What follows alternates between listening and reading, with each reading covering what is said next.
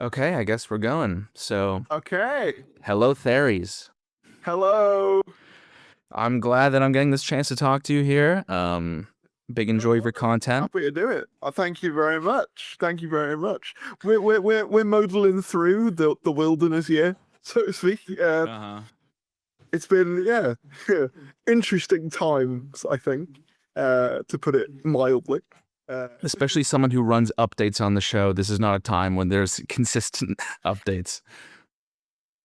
Yeah, it's a fun. It's been an interesting one in many ways. It kind of feels similar to what I imagine it felt like in like the 90s. Do you know when like in the 90s if you go back and read like old newspapers and there'd be rumors about like so and so big movie star's going to be Doctor Who and Steven Spielberg's going to do a movie and all this kind of stuff. All those kind of rumors that were around in the 90s before Right. the Paul McGann film came out. It very much feels like that.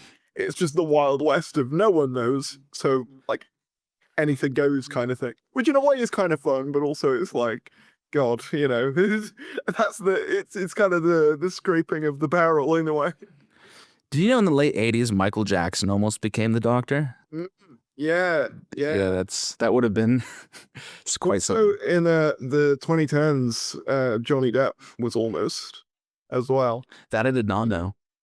Yeah, no, it was almost directed by the guy who directed like the like final few Harry Potter films and also the Fantastic Beasts films, which is why, and this is my personal conspiracy theory for this, I've always thought like because you know how like Newt Scamander is basically just the 11th Doctor but worse.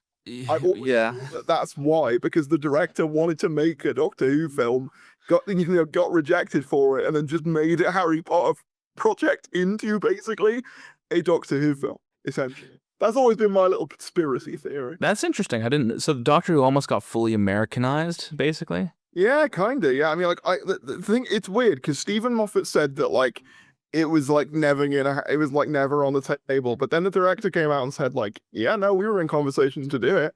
Uh, and like Johnny Depp was being floated around. So it was around like sort of it was before the 50th, I think, like That's interesting. 2011 ish. But like Moffat was like, no, if there's gonna be a movie, like it's gonna have to happen in like the show's continuity. But like obviously he wanted to do his complete own thing with it. But it got pretty far along because like the BBC reported on it as well and stuff like that. And like a BBC like representative said that like they were interested. So like it's a weird little what if. I'm kind of glad it didn't happen though. I don't think Johnny Depp would be good. Well, yeah, I mean, very, yeah, Johnny Depp in general being involved with the show would not have been ideal. No. He had to go on to join the cursed Fantastic Beasts franchise, which was doomed to have him as well as J.K. Rowling as well as Ezra Miller, the unholy trinity. Then they like ditched him and like doesn't like that character just look completely different each time he shows up because it's always a different guy. There's two actors. They changed the actor Okay. for the third one, to forgetting his name, but he's like a famous European actor. But I think he was better than Johnny Depp. Not that the movie was good though. Yeah, So I gave up on Fantastic Beasts after the first one. I didn't even think the first one was good, and apparently what I heard was they all got subsequently even worse. yeah, no, it gets worse with each one. Yeah. Uh, The black mold really infected J.K. Rowling's ability to yeah. write, I like to unfortunately. imagine it's like the symbiote in Spider-Man, like it just sort of slowly, sort of took over, went up Yeah. the kind of thing. Well, anyways, so let's start with question one here. No Which is a worries. very broad question. Feel free to answer however you want, or All right. however long or short you want your response to be. What did you think of this most recent era? Yeah, well, what a question to start off with. Uh, it's an interesting one for me because, like, okay, on an episode, my answer to this is somewhat like nuanced. So walk with me. On an episode to episode level, I enjoyed it more than the Chibnall stuff. Like from week to week, I enjoyed it more than that. But Hmm. holistically, none of it came together. Does that make sense? Like, Yeah, I probably agree with you on that. yeah, like watching it week to week, I'm like, okay, there's some good stuff in here. Like, obviously, a lot of issues. I'm not gonna like say that there weren't, But like, you would have episodes like Boom, which I thought was, pretty solid and stuff like that. And I really do like Lux from the last season just gone and stuff like that. I don't know what your opinions are yet. I have no idea because I haven't seen the video. It's coming soon.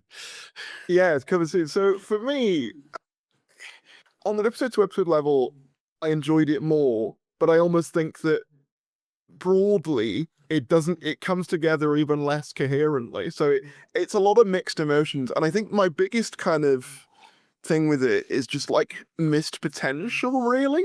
Like I just sort of look at it and I like sigh. Do you know what I mean? And I think part of that is because like by the end of like Chibnall, I kind of knew it wasn't gonna be any better. Do you know what I mean? Like I knew what that era was gonna be like at that point. So my expectations were set accordingly. Do you know what I mean? Whereas with this era, it was hyped up as, big Russell return, Disney money. It's gonna be big. He would talk about starting the Empire back up and stuff, and really making it this big thing again. And then pretty much the exact opposite of that happened in every kind of conceivable way. We had a doctor who I don't really think ever really got the chance to really like make enough of a mark on the role, really, despite the fact that I do think Shooty was like a like a good choice. And like you look at him and you're like, that makes sense as a casting choice, but I almost feel like I don't know, he was never really given like I don't know what it is, like the material to like, because when he's written, what I find interesting about him is when he's written by Moffat, I think that you can see a difference there, which I find interesting. Yeah, I found that with Ruby too. She seemed different in Boom. Yeah, and like with Shooty as well, in like Joy to the World, which is the Christmas one, there was like a lot more kind of darkness in there. A bit more like meat for him to chew on, and I think he does better with that. When I think he's just left to do the silly, quirky stuff, I think maybe that's not in his wheelhouse as much. To quite the same degree. Yeah, it's such mixed emotions, and obviously for me, there is a personal connection there as well. Obviously, having been there and stuff, and that doesn't like change my opinion on the fact that Reality War was terrible and a lot of like mistakes were made. But there's also that element of I do have a fondness there. Do you know what I mean? It's a weird kind of like jumbling of feelings. But I think the most predominant one is just kind of, man, you could have been so much more. Like it's that bit at the end of time, it's that kind of thing. Just kind of disappointment, really, and kind of like I think what annoyed me as well is that like because one of the prevailing pieces of wisdom that I saw about this era was that it was basically just RTD1 again. I don't really think that that's true at all. I think if you look at the two of them, they're quite different. One is obviously better than the other. Like they're quite different. But then obviously you have Reality War end with Billy Piper at the end.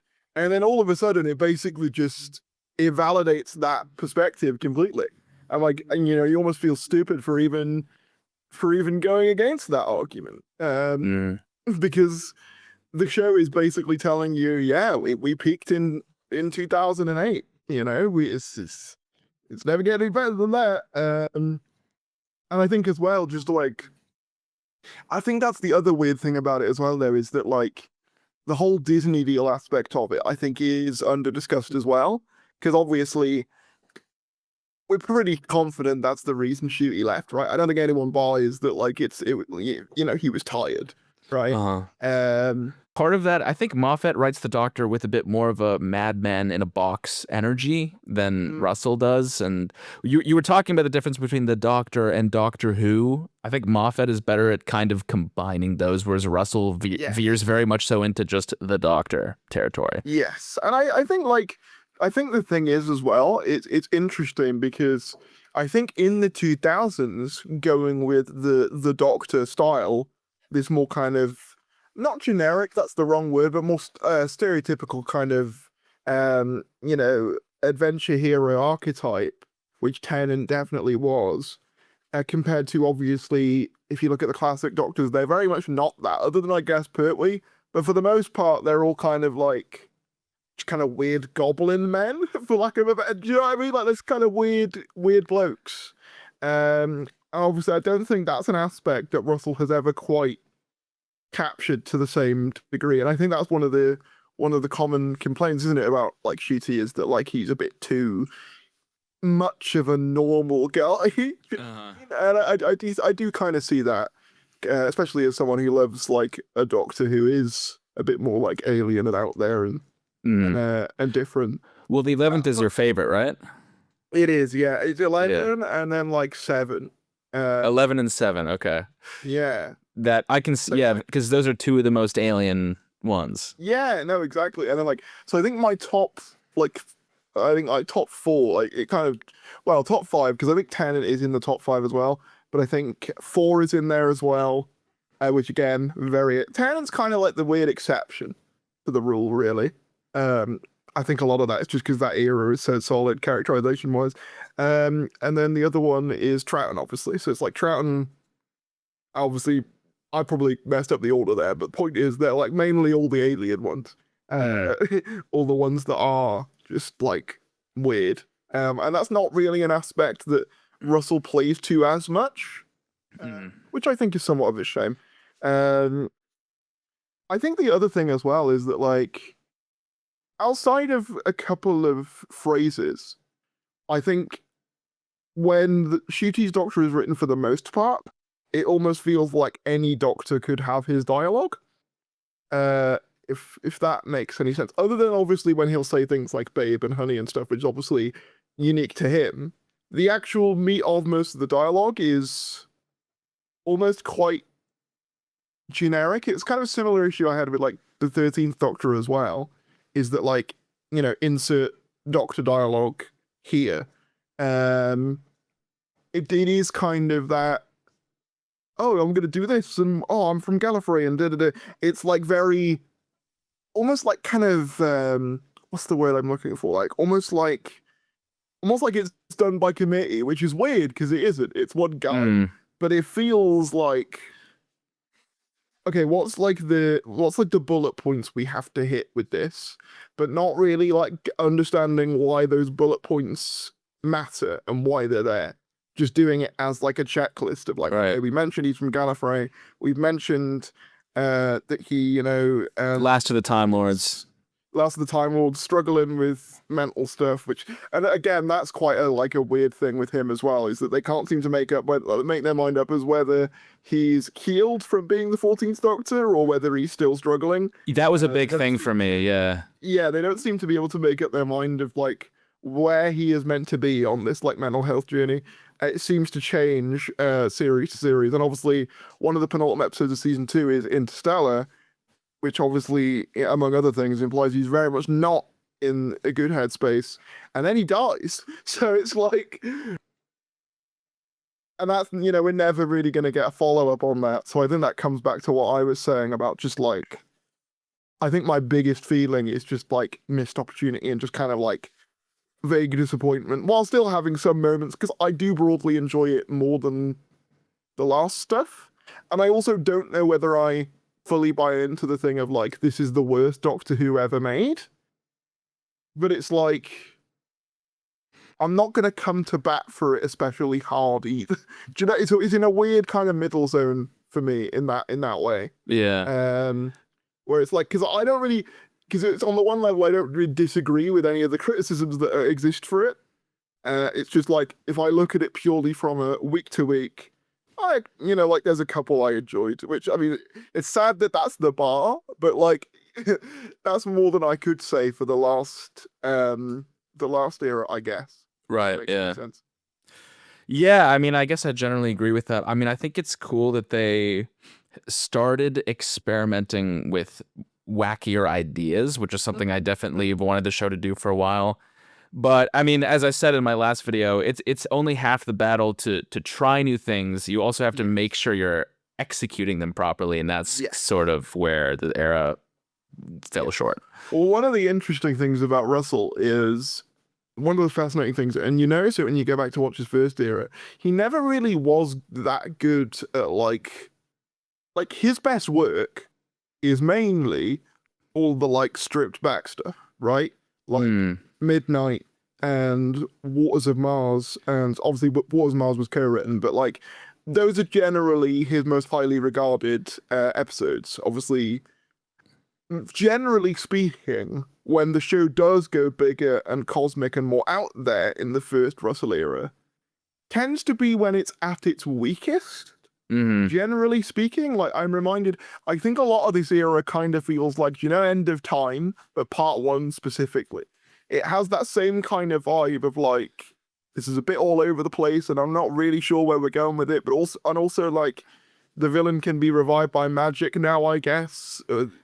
Yeah. Kind of like, it has that same kind of thing to it. I'm sorry, I'll let you finish. Oh, I was just gonna say that, like, almost in some ways, I think he was the wrong person to usher in like a fantasy or a more exaggerated version of the show, which I do think is a good idea on paper, and I like a lot of the concepts. It's just I don't know whether he was the right man to do that genre, if that makes sense.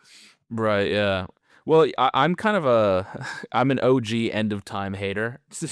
Yeah. So I've always sort of thought of it as an honor. I know it's part of RTD1, but it feels like an honorary part of RTD2 to me, like stylistically in many ways. It just a lot of Yeah. the stuff, kind of what you're describing. It feels like it was a lot of the stuff we saw in RTD2 was on display there. Yeah. I think this is one of the weird things. Like a lot of people say, like, because I don't fully buy into the idea that like Russell has completely like lost ability to write. Like I don't fully buy into that.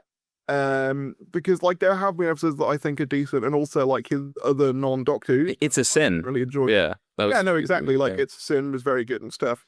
So I don't fully buy into that. What I think it is, and a few people have said this as well, is like for me, it's like the difference between George Lucas original trilogy and then George Lucas prequels. No one was saying no to him. Yeah, I Uh-huh. think that's the difference. I don't think it's the case that like Russell is untalented. I think it's just with unchecked, without being like checked and having those people to go, is this a good idea? I think you end up with like just the maddest ideas that he can come up with being on screen. Yeah, Uh-huh. Yeah. almost kind of you need that person there to be like, no, because I remember, I don't know whether you know this story, but there was a pitch for, get this, a J.K. Rowling Wizard Doctor. I know that. Yeah, I know that he wanted it very much so. He wanted it very much, and David is like, no, that would be shit. And the thing is, had had that been now, obviously J.K. Rowling is. Let's just assume J.K. Rowling's a normal person now. That like a concept like that probably would have gone ahead because there isn't that kind of like. Because the thing is, Shooty wasn't a fan in the same way as David is, and for the record, I don't think you have to be a fan to play the Doctor. However, I do think in aspects where with stuff like that, I do think it helps because obviously Shooty, sorry, would defer to Russell when being like, oh, is this how the Doctor should act? Or is this the right, thing? And obviously, why wouldn't you trust Russell? Russell is, you know, the guy who brought it back and stuff. But there were also like many times where other people were like, I'm not sure whether that is right. End of time as well. So going back to that, like part two of that, the final words, I don't want to go. The director originally wants to go for a more teary, basically Tennant breaking down version, and Tennant was the one who said, no, let's keep it somewhat restrained. And so I think there's things like that where you can just see there was just not that kind of that pushback maybe in some places, I think. Mm. Where I think there may have been also because of budget. That's the other thing. Like he had to work within restraints back then because the show was made on a budget of about £1.50. Do you know what I mean? Where Yeah. especially as well because that was like dead in like the 2008 financial crash towards the end. Whereas now, obviously, you've got this big Disney money, and I'm like, even in episodes like Boom, they're spending all this money on like the volume thing that they use for Star Wars for the back for the backdrop of it, and it's kind of like this doesn't look really any better than a Quarry. If anything, it looks a bit worse. And it's like, but when you have that money, you just use it on things. Like as well, a big CGI baby Omega, you know. Or CGIing babies to talk. Yeah, or CGIing babies to talk, or CGIing Sutek as a massive CGI dog. Yeah. And it's just like, you wouldn't have been able to do that in like the first era. Well, the reason we got episodes like Midnight was because that was a bottle episode, right? To kind of exactly a budget saver. And I mean, you know, it's telling to me that one of the best episodes of this era since he's come back is like Wild Blue Yonder, right? Mm-hmm. Which is literally, it's the Doctor and Donna walking about some corridors, like in clones of themselves. Like that's clearly the budget one of those 60th specials. It's the best one. And it's by far the best one. You know, Yeah. And for me, that's like easily the best episode of the 2020s by far. And I don't even think anything else comes close. Yeah, I mean, I think Lux for me. I do like I like Lux quite a bit. Lux is second for me, so it'd be wildly under than that, I think. So Lux is my favorite shooty as well. And Boom. I'd put Boom Lux up is, pretty high. Yeah, Boom is also up there. Yeah, Lux is interesting because, like, Lux for me is the one episode of this entire era where the whole concept of it being like Disney Doctor Who clicks. Do you know what I mean? Like, oh, I understand where the money's gone for this. Yeah, well, it looks gorgeous. Like, the animation is, Like, and it's one of the few times they did a concept where I was like, oh, you couldn't do that without the money that you now have. Right. You know what I mean? And I'm like, you know, that's a good use of it. Whereas, like, a lot of the other concepts that they did could have been done in other eras. Maybe they wouldn't have looked as nice, but, like, broad strokes, you know, Boom could have definitely been done. You know, a lot of, like, the other kind of bottle episodes, 73 yards, Dark Bubble, you know, they weren't exactly, like, these big spectacles. And then often when the era does do big spectacle, it's kind of boring. Like, it's kind of like with Sutek. I mean, I've spoken about this to death. He's like one of my favorite classic Who villains. But as a kid, I always imagined if you were to do a sequel, the whole point of doing a sequel would be, oh, we finally get to see him move about and, you know, get out of his chair and stuff, right? And so they basically just do the same thing, but now he's a CGI dog, but he still is, you know, not moving or doing anything or being really active in the plot at all, which just feels like a massive wasted opportunity. Yeah. Yeah, and then there's also, like, on that as well, there's the weird kind of relationship this era has to, like, the franchise and classic Who and all of that side of it, because it's very much kind of labeled as, like, this era was very much labeled as, like, oh, it's a fresh start, it's a reboot, guys. But then, obviously, not only are you starting with 60th specials with David Tennant, which, to be fair, was kind of out of, like, circumstance, sure. But then, like, you know, by the end of season 1, you've got them watching Pyramids of Mars on an iPad. Like, you know, by season 2, you've got, like, the Rani and Omega, and they're talking about, like, basically how Time Lords are infertile now because of something that happened in series 12, apparently. And you're like, what is going, like, to the average person who started with Shooty, it must be incomprehensible, you know, to, like, the average person. Well, that's the thing. I don't think this era really did pull many new viewers. Like, I think that was the goal, but I haven't met, like, anyone online or in person who has, like, jumped onto the show like since the 60th.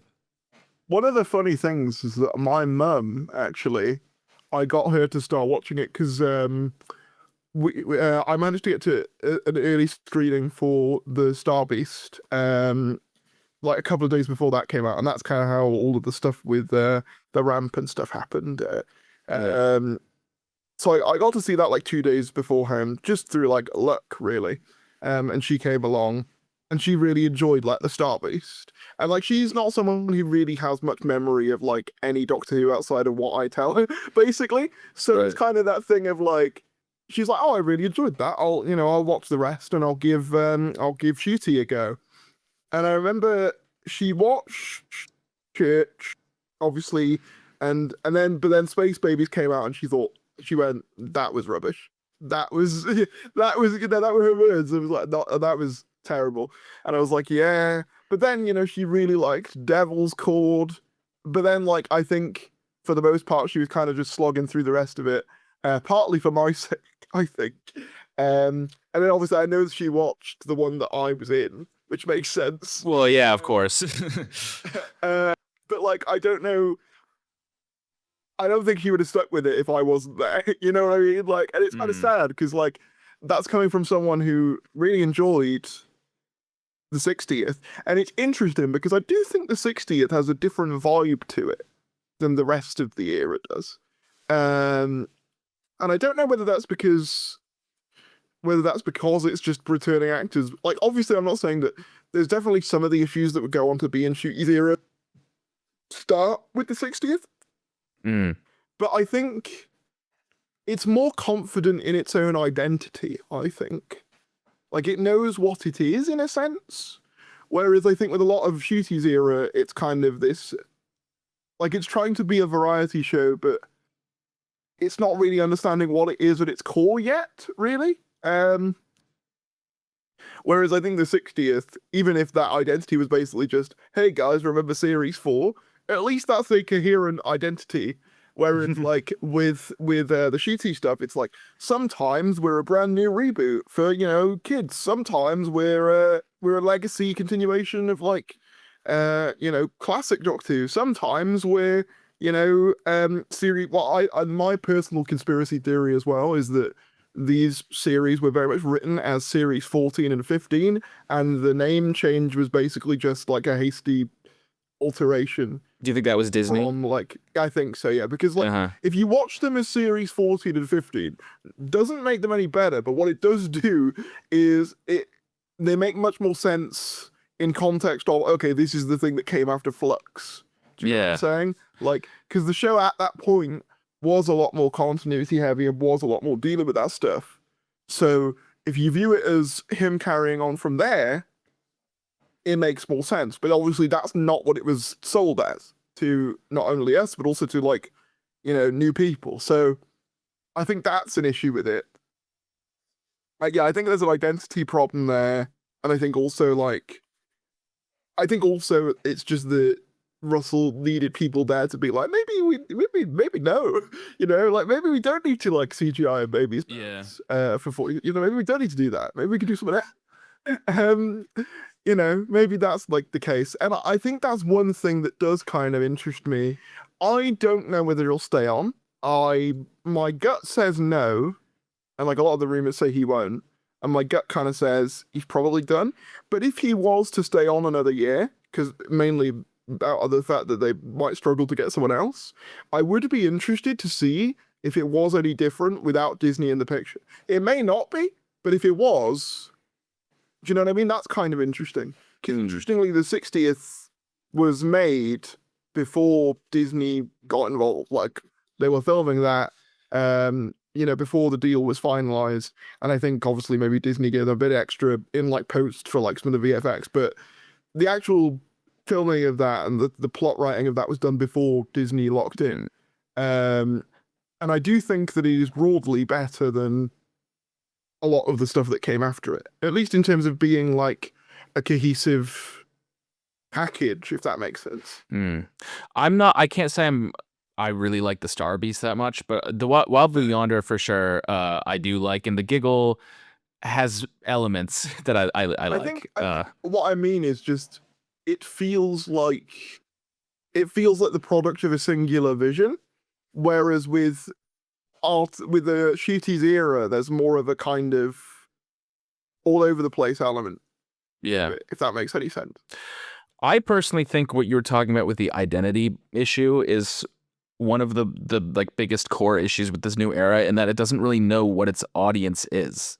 It's so weird to have an episode like Space Babies and an episode like 73 Yards in the same season that are for such radically different audiences. 73 Yards is very grown up, some really dark moments and themes in there, especially with Roger App William and everything going on with him. And then there's that moment in 73 Yards where they allude to like, assault. Yeah. Stuff. And then like that's in the same series as, look, kids, it's the boogeyman. Like, it's just, It's like, what? Oh, I think Russell's generally at his best when he writes more maturely, and I don't think that's just Russell. I think it happened with Chibnall too, because I've seen Broadchurch, and it's quite good.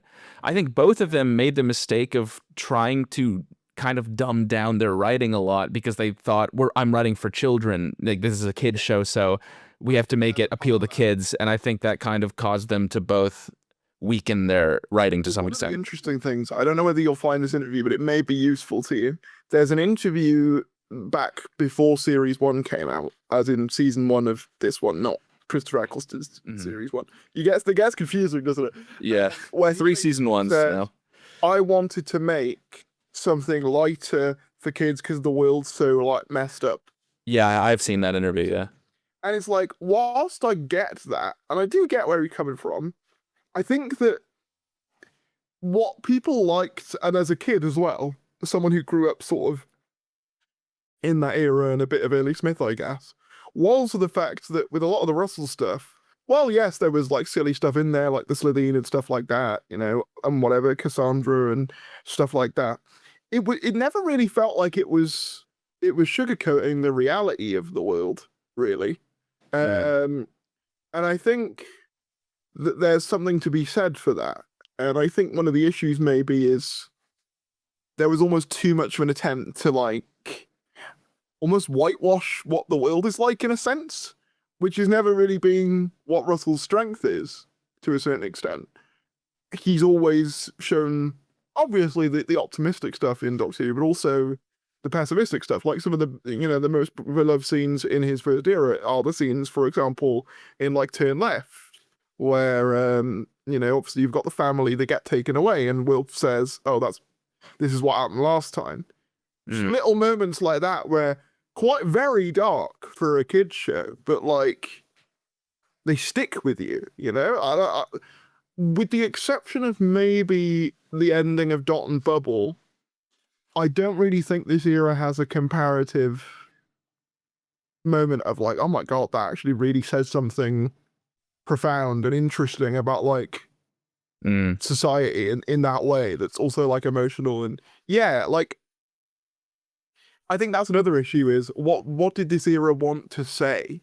What was its like core theme? Obviously, I think if you to ask them, they probably would say like found family. I think that's what they were going for, at least, with the whole obviously Ruby, the adoption angle of it, weaving in the timeless child aspect of it. Mel being someone who doesn't have a family either. I think if you were to ask them, it's meant to be about found family, but that's not totally consistent. Like, no, it's not, and it's also not really explored in any great depth, really, outside of a couple of moments. Well, that's the thing. There's so many themes in this season that I think could have been explored in better depth. Like I get into in the Robot Revolution, they sort of get into incels a bit, but not really, not in any depth. It just kind of feels like a waste of. Same with Conrad. I think it's a little better with Conrad, but even then, they still could have gone into what causes someone to become like a conspiracy theorist, I mean, he's more of a grifter. I don't think he actually believes it, but still, like, it doesn't really explore why he's in that headspace or how he's able to convince so much of the public in a very three-dimensional way. It's sort of interesting because they open. I think it's Lucky Day, isn't it? Where as a kid he was like slapped by his like mum, and like basically the implication is he came from like a not very good home, and like so that's why in like Wish World and stuff his like ideal version of reality is like perfect nuclear families, like we're all in like a 50s like sitcom type thing, and that's interesting, but you could do so much more with that. And I think that's one of the other annoyances for me is that whenever this era would have an interesting new idea, they'd be like, "Now we've got to tie it into this old thing, this like old returning aspect or this old returning monster." Like if you like, obviously I've said this to people regularly, but obviously the scene I filmed, I only knew what I was in essence. So I knew obviously Comrade was a bad guy, and I knew that like there was some kind of alternate timeline where he had taken over, and it was kind of like this guy who's got like some messed up views has taken over like Mm. reality and stuff. And if you were to have then told me when I was filming that, oh yeah, this is going to culminate with the Rani Omega and like Time Lord stuff, I'd have been like, what? Because thematically for me, if you would just tell me that with no context, there's not really any connection there. Do you know what I mean? Like you know, all the interesting stuff in Wish World gets completely abandoned in favor of, you know, lore dumping about stuff that is just not really that well defined or interesting. And it's like, all right, kind of sucks. I kind of think you could have done a really interesting concept there with like, you know, just the idea of a society run by like an incel type figure and, you know, really dealing with that. But then it just gets dropped in favor of like fan wank, essentially. And I think it's kind of a shame. Do you think at one point in development, Alan and Conrad were the same character and they were split in two because of Millie Gibson's exit? Yes, I do. I mean, obviously, Mm-hmm. on the Millie stuff, it's hard to really know what happened there. Like, obviously, it's you don't like to speculate too much because, like, let's face it, these tabloids are fucking shitty, and like these actors, you know, like they go through all sorts of shit. So, but I do definitely think the original plan was for like Millie to be in more of it. Like, it just doesn't really make sense because all of the emotional moments of the season 2 finale Oh, with revolve Ruby. around her. Yeah. They all revolve around her, especially with like obviously even the Poppy aspect of it. That ties to her, not to It ties to not not to yeah, Linda. Belinda. Yeah. They just shoved Belinda into a cube-shaped prison to wait out the finale. Literally. And I think this is one of the other things. I think a lot of people are like angry at this era. And while I get it, to me at least, stuff like that is such an obvious indication that this era wasn't like didn't go how it was meant to go. And to a certain extent that's true of all television. But I think the production issues are almost so obvious that I'm kind of like, whilst it doesn't give it a free pass for what the final product was, and I will still criticize the final product, I'm kind of like, do you know what I mean? It's a difficult one for me to really be like, oh, this is all your fault when quite clearly there was other stuff going on as well, you know? Mm-hmm. I mean, it is interesting. I'm not saying I know why this happened, but it does feel a bit like history repeating itself with what happened with Chris exiting suddenly and sort of throwing a wrench into his plans for RTD1. It's Yeah. I just wonder Yeah. why this I wonder exactly what happened to make, like, I wonder if it was Millie didn't like something about the working environment, or if she just didn't like the hours. No one really knows exactly. It's hard to it's hard to say. Like, what I will say, and this is like purely what I can say as someone who was there for a day, you know, is that is that like the environment was, you know, really lovely and everyone was very accommodating, and I didn't really feel any of that when I was there. But obviously, I was only there for a day. They would have been filming for months at a time. I can only speak for my experience, and from my experience, everything was like fine in that sense. It's worth saying as well, though, that my scene was filmed before the reshoots. So before, obviously, so if you've watched the Reality War, the scene where he obviously goes back into the TARDIS, and then ends up in Belinda's back garden, and then goes off to die. Obviously, that was all reshot. You can tell because Billy Gibson's eyebrows change. Yes. It signals where the reshoots begin. So, you know, my bit was done before that. So I don't know whether the team were maybe more confident then because they thought, oh, everything's going to be fine. And then obviously it did not turn out that way. So, you know, who knows? Because I will say as well, I've said this before, so I'm not breaking any ground, but when I was with the costume people, they said to me at that time that they wanted to do like all 3 of Shooties. So I could definitely tell you that from their perspective, they were expecting it to be a 3 series gig. Well, Tharry, or sorry, he also said something to that effect on Graham Norton, didn't he? Yes. Shooty? Yeah, that was, and it he was said he was going to yeah, film the third series. Well, this is the thing. Obviously, that was due to Disney not renewing.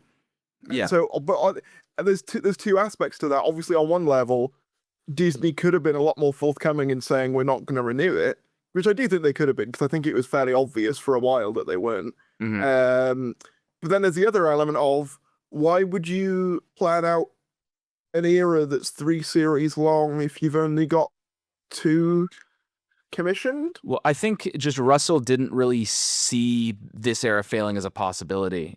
It's No, just yeah, because RTD1 was such a success. I just think he thought it would be more of the same, and I think he's I do probably think there was quite a surprised. yeah, I do think there was like a little bit of a hubris aspect there, definitely. A little bit of a it's gonna work out fine. You know, I did the first era.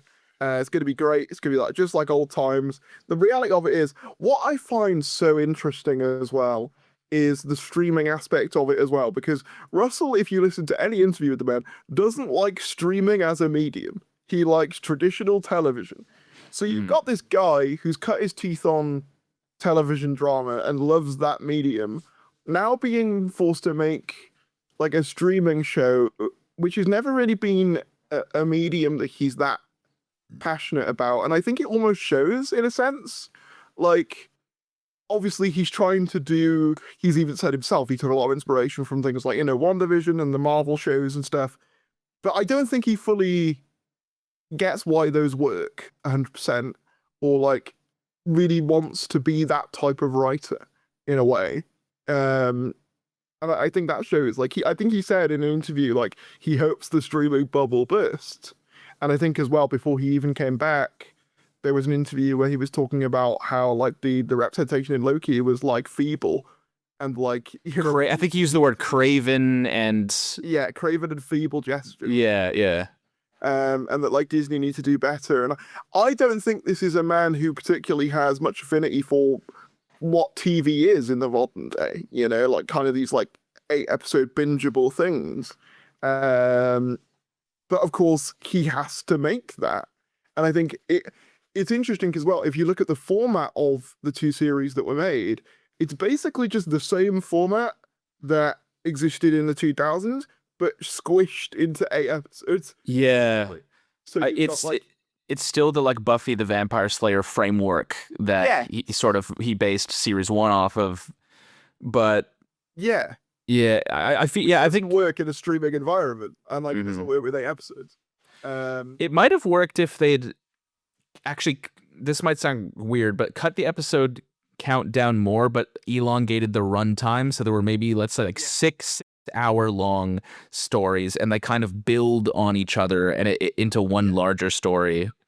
It's kind of interesting, isn't it? Because like I think Yeah. debate around like how they should continue the show going forward. There's kind of this ongoing debate of whether it should go fully like serialized, or go like fully episodic. Basically, those are like kind of because and I think there's arguments to both because obviously serialization, that is where streaming is. Like that is just what every streaming show is like. You don't really get like variety shows anymore. It's just not really a genre that really exists in that way. And I think that's another thing Doctor Who in general is going to struggle with in this era is just it was devised for a completely different television landscape where there was kind of a like people would just tune in randomly on one week, whereas people don't do that now. If they want to watch a show, they will watch episode 1 in order. If episode 1 gets them, they will watch all of it. Which is why it was so important that Space Babies not be episode 1. Yeah, and then Space Babies episode 1, everyone goes, "Oh shit," and then they don't come back, and it's like, but then on the other hand, like from my perspective at least, all of the story arc stuff in like the last 10 odd years of Doctor Who has been like the worst bits of it. Well, a lot of mystery box style stuff. Yeah, and like the best stuff Doctor Who has done in like the recent years has been the one-off episodic weird concept episodes. So it's kind of difficult because I could see an argument for both, but I also am hesitant at the concept of going fully serialized when the show or at least a modern show, it was never really like how not never, but it hasn't been good at the paying stuff off bit for a very Yeah. long time. Well, Um, yeah, I think what it has to do is go either in one direction or the other and commit. So it yes. either goes fully episodic, like just completely detached adventures that don't really lead into each Yeah. other, and they can all do their own thing and have their own tone. Um, or if you want to do serialization, you could do something kind of similar to like the Key to Time season or the Trial of a Time Lord season, where there's a very strong overarching narrative that sort of ties everything together. I think that would work better in the streaming era. Yeah, no, I agree. I think the issue was they assumed it would all work the same way it did in 2005, not really accounting for how different like the culture is. And I think it's interesting as well because if you look at The War Between, the spin-off that they did, Mhm. Sea Devils, that one is one story told across 5 episodes. And what happened? The viewing figures for that were significantly better than for Doctor Who. Like it started off, in one place, and like people kept watching it basically. Mhm. Um, and not only that, like it started off better because I think the concept was easier to people to grasp. It's fish people against humans. Mhm. Like Yeah. I get what that is. Whereas like if you're saying, oh, this week we're fighting Monkey Man and we're going to see some space babies, and then the next week we're going to have a psychological, horror about like Ruby's abandonment with like an old woman. Um, the how do you sell that to an audience? It's like who are we appealing to here? And I think that comes back to what you said of just it needs to like figure out who it's for in a Yeah. sense. Yeah, I think that's one of the main things. Just figure out what its identity is and go all in on that Yeah. instead of sort of I think trying to do everything. when the show has been like, because the thing is, even when like, because obviously RTD1 would have experimental episodes, but generally there was this kind of overarching tone of like heroic adventure kind of, but also kind of like grittiness as well. That sort of 2000s grittiness in there. Mixed in with some, some soap opera elements, and then obviously early Smith is very much tied into the dark fairy tale angle that was kind of popular in like the early 2010s, and like it really does go into that. You've got Amy Pond like going out of like her bedroom in like her nighty, the night of her wedding, very like sort of Peter Pan-esque, and really kind of playing into that. And then with this era, it's like sometimes we're fun and camp and silly, sometimes we're dark and we're weird, and sometimes we're classic Hulu. And it's like, it Yeah. can't be all three of those things. Personally, I would ditch the classic Who, not completely, but I just mean stop focusing on lore from 40 years ago that no one remembers, because like you're not going to bring in any new people with that. I'd probably also say that aging up the show is probably to its benefit though, because Yeah. even young kids now don't watch things that are like seen as kiddie. You know what I mean? Like they I like think that's kind of things that always go been the further. case. Yeah, but definitely, yeah, little kids like things that they think are for teenagers or adults because they Yes. think it makes them seem cool or mature. Which is the antithesis of what something like Space Babies is. Yeah. Space Babies is like, oh, this is for baby. I mean, it's in the name. Yeah. Well, yeah, I mean, I remember even when I was a kid watching Doctor Who, my favorite episodes were the episodes I thought were like grown up and mature, and my least favorite ones were the ones like Fear Her that felt really silly and like for Yeah. kids. And I don't think kids tend to actually like the kiddie episodes of Doctor Who, No. ironically. I don't think anyone really thinks those are the best episodes. No, I agree. I remember I've had this conversation with friends a lot, and like parents would tell them, "Oh, you can't watch that one. That one's too scary." And then what would happen? That would make them want to watch it even more. Yeah. And I don't really think that's an element that like this era really capitalized on. And I Yeah. think it's a shame. 'Cause Well, I think, Mhm. another basic reality of this era that I think just needs to be addressed is that I don't think children are really watching it. Yeah. Well, this It's is the it's thing. really just old fans. I don't think it's impossible to get them to watch it, but I think the approach is completely wrong. You're not going to get kids on board by trying to be for kids, if that makes sense. the better way is like look at Stranger Things, for example. Stranger Things wasn't like made for kids in the traditional sense, but I have seen a ton of kids with Stranger Things, Mitch. Do you know what I'm saying? And it's this thing of if you go into it with the mindset of we need something that's going to appeal to children, it probably won't.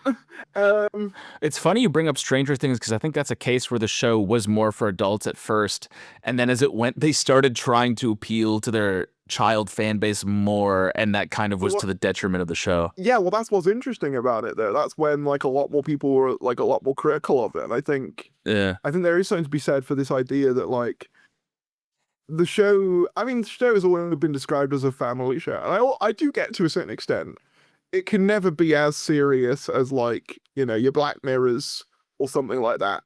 But I don't think anyone really is asking for that. I think we're just asking for a bit of one, just a bit of consistency for a start, and two, just like the acknowledgement that the vast majority of your audience aren't like 8 to 10 anymore. They're mostly either my age, which is like sort of early 20s, or they're like 40-year-olds. You know what I mean? Like that's kind of your two kind of demographics that are really keeping up with this at this point. And like the thing is, we're used to high concept, darker, more like intricate sci-fi and television. Like obviously, just the couple of weeks ago, I finished watching like Pluribus, which is Oh yeah, I love that show. it's so good. And Yeah. like, and you just look at it as a Doctor Who fan, and you think, man, why can't we have that? You know what I mean? Like, why can't we have something that is that well crafted and that like rich and dense and character driven, but also like has so many interesting things to say about like the nature of humanity. And then you watch Doctor Who, and it's like going, oh, I remember when the Rani was in it, and it's like it just feels like light years away, from And- where like the rest of television is. And when it does social commentary, it doesn't feel like fleshed out. It's just kind of like incels. They're bad, Yeah, it's weird with that, isn't it? Because it's like I think a part of that is basically just people have been writing it have all been like ancient for ages. And, like, Well, it is written by boomers. Yeah, it's very. This is a very boomerish era, unfortunately. it's like the thing is, I think Russell in many ways tries his best to not be one, but he still is. I think for as 60-year-old men go, you probably couldn't get much more progressive than Russell T Davies, but he's still a 60-year-old man. Do you know what I mean? And those 60-year-old man sensibilities still shine through in like the social commentary occasionally. Yeah. Especially with like, I think you mentioned Robo Revolution earlier, the whole thing of like, I can kill people just like in video games. And it's Yeah. what are we doing here? This is like 20 years out of date as like a stereotype at this point. I do find the part when the doctor like celebrates Alan's death to be a bit weird. Yeah, that is a bit odd. I get into that in the video. It's like I understand hating incels, but if you're going to tackle that topic, I think you're required to, explore why he's like that, how he became that way, or if I don't know, it doesn't feel like there's any effort to really approach the issue in a three-dimensional way. Really funny when you look at it from like an in-universe perspective. Like this is a guy who will regularly give like the master who like commits like genocide like once A second chance, like constantly. chances. Yeah. And then like there's like one like incel guy who's clearly not all there, and he's like, get reduced to jizz, get bye. Yas Queen. He said, "Oh yeah, that's the most boomerish part of the season when he says Yas Queen while dancing." He does say Yas Queen. Yeah. I don't like it. It's not. It's yeah. That's kind of the low point of the season, or one of the low points of the season for me personally. I'd forgotten. Honestly, I'd forgotten about that. I've been editing that segment, so I have it saved in my brain. Yeah, no, fair. And it's interesting as well because like one of the other episodes that I find an interesting case study for what we're talking about is The Whale. And I find that an interesting case study because I think that episode would be so much better without being a midnight sequel. And it's kind of obvious to me that the midnight sequel aspect of it was just kind of stapled on Yeah, an that already existing script. that's funny because that's like exactly what I say in the video, and I thought that was a hot take. No, I think you're completely right. I think that's Well, completely. I have a a lot of hot takes about that episode in general. Mm, I don't. I see the good in it. I don't like it quite as much as most people do. that's fair. I really like some of the ideas there. I really like the I really like the idea of having the midnight entity, but with someone who's blind. I think that's a Hmm. really cool like Or way deaf. of a deaf, sorry, yeah, Yeah. and that's a really cool way of evolving the concept. Which is what you want in like if you're going to do a sequel to that, you kind of have to like progress it. But then there's so many other things where I'm like, what? Like, why is it the midnight entity though? Like, Hmm. it doesn't need to be. It doesn't really add anything. Like, it's just that for the name bit, and so that Murray Gold could do the little sting, which admittedly did get me excited as like a fan. But I think it would be like if Wild Blue Yonder, if they revealed in that they were the midnight thing. It's like, but why? What does it add? Weirdly enough, I actually might have liked that more. I'm not saying that would have been good either, but I actually might have preferred them as evolved versions of the Midnight Entities versus the one in the well, because they're still more similar in that they're copying Yes. the Doctor and Donna versus. Oh no! Also, Copy. yeah, it would also be interesting because that would mean Donna finally got to encounter the Midnight Entity, where she would have heard the Doctor talk about it originally Oh, in Midnight, but yeah. not faced it directly. So You know what? You kind of sold me on it now. You kind of sold me on it. I think that would have been better. Yeah. Yeah, you've kind of sold me on it now. Yeah, you've kind of sold me on that. Yeah. Well, anyways, I oh, sorry, I'll yeah. let you go. Oh no, I was gonna say. I think my point is not everything needs to tie back into something that existed just for the sake of it. You can just have a villain be a new thing. Like it doesn't have to be. Oh, right, remember this? Yeah. No, just let something breathe and like yeah. It was. I remember watching Storing the Engine and feel like this feels really fresh and unique, and there's no other episodes that feel like this. And then even that one just devolves into a clip show of past Doctors. Even that one, Yeah. because that series does where I think almost every episode in that series has like some kind of like Clip show clip of or a like callback. old Doctors, Yeah. or like something like that. And the fugitive Doctor shows up, and it doesn't really make sense. Yeah, It, if Doctor shows up, that's something. Hasn't Russell basically said that he grafted that on? Like that wasn't something that Inuit Ellams put into it. so I think so. On one level, I kind of get it because you're kind of saying that like, oh, this is like exploring like the black side of the Doctor's identity. So it's kind of like I kind of get the logic of well, let's put the forgotten like Black Doctor in the continuity in it. Like it does make sense, but again, it doesn't really do anything for the plot. It's just kind of there.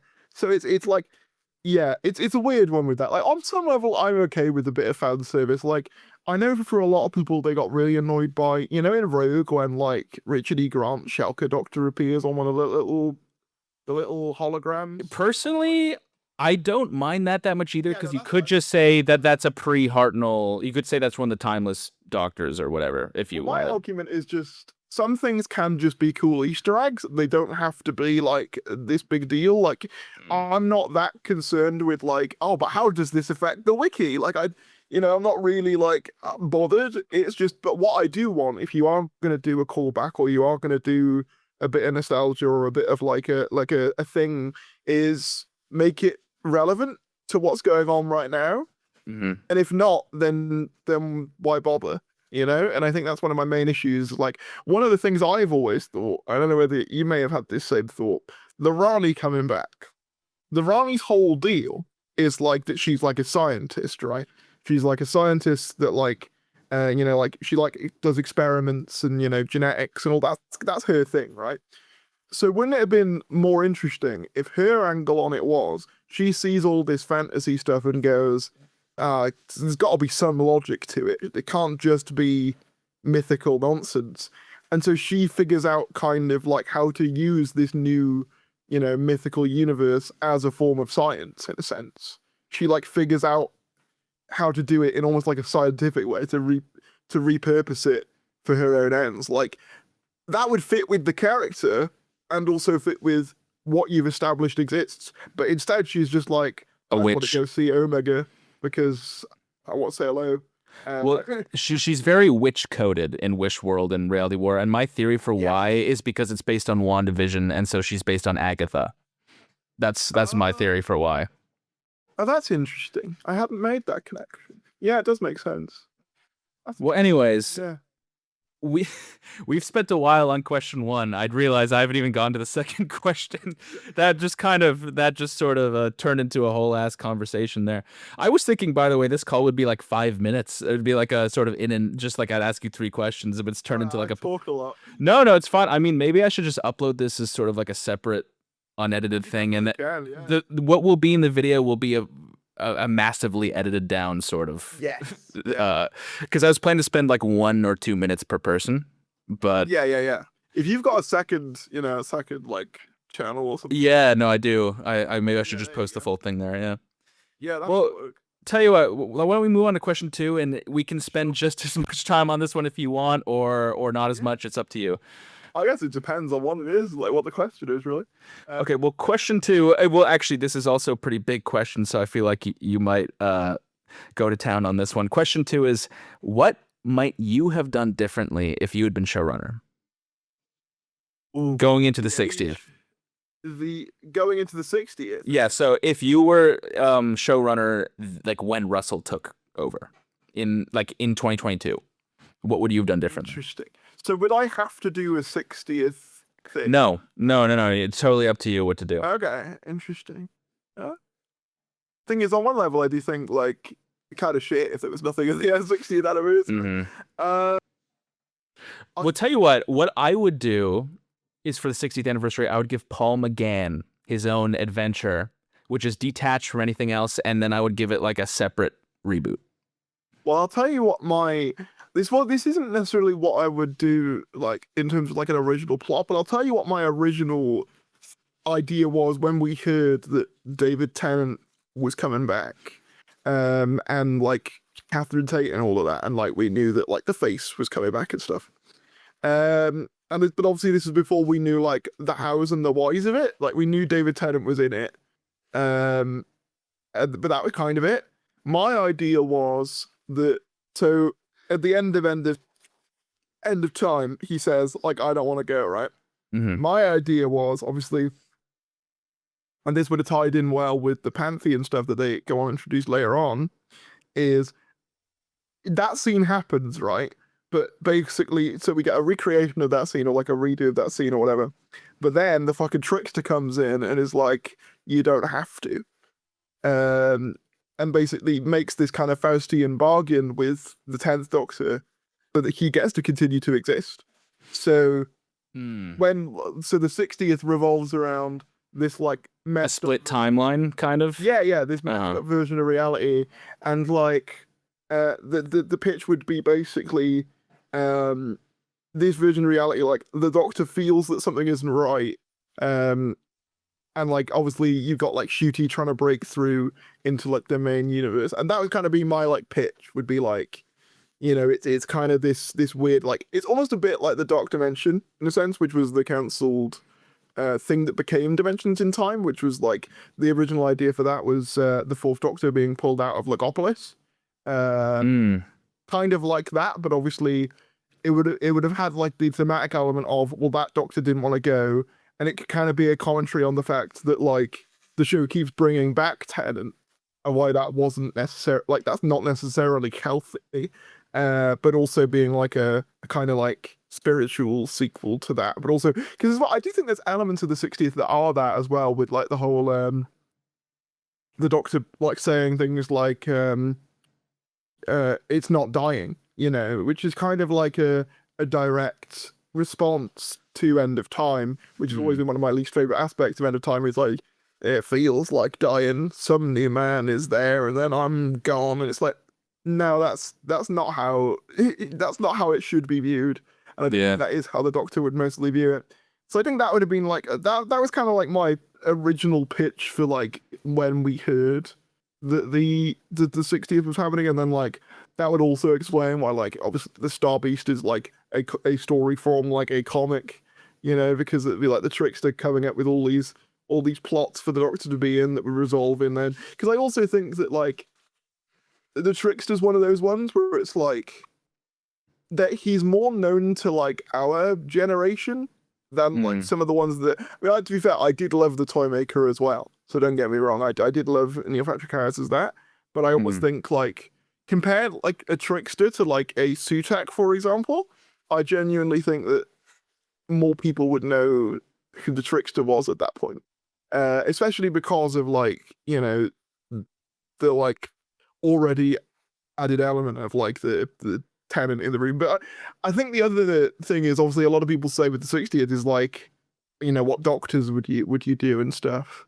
And I think obviously I would love Smith to be in it, but then you do run the risk of it's just the 50th again.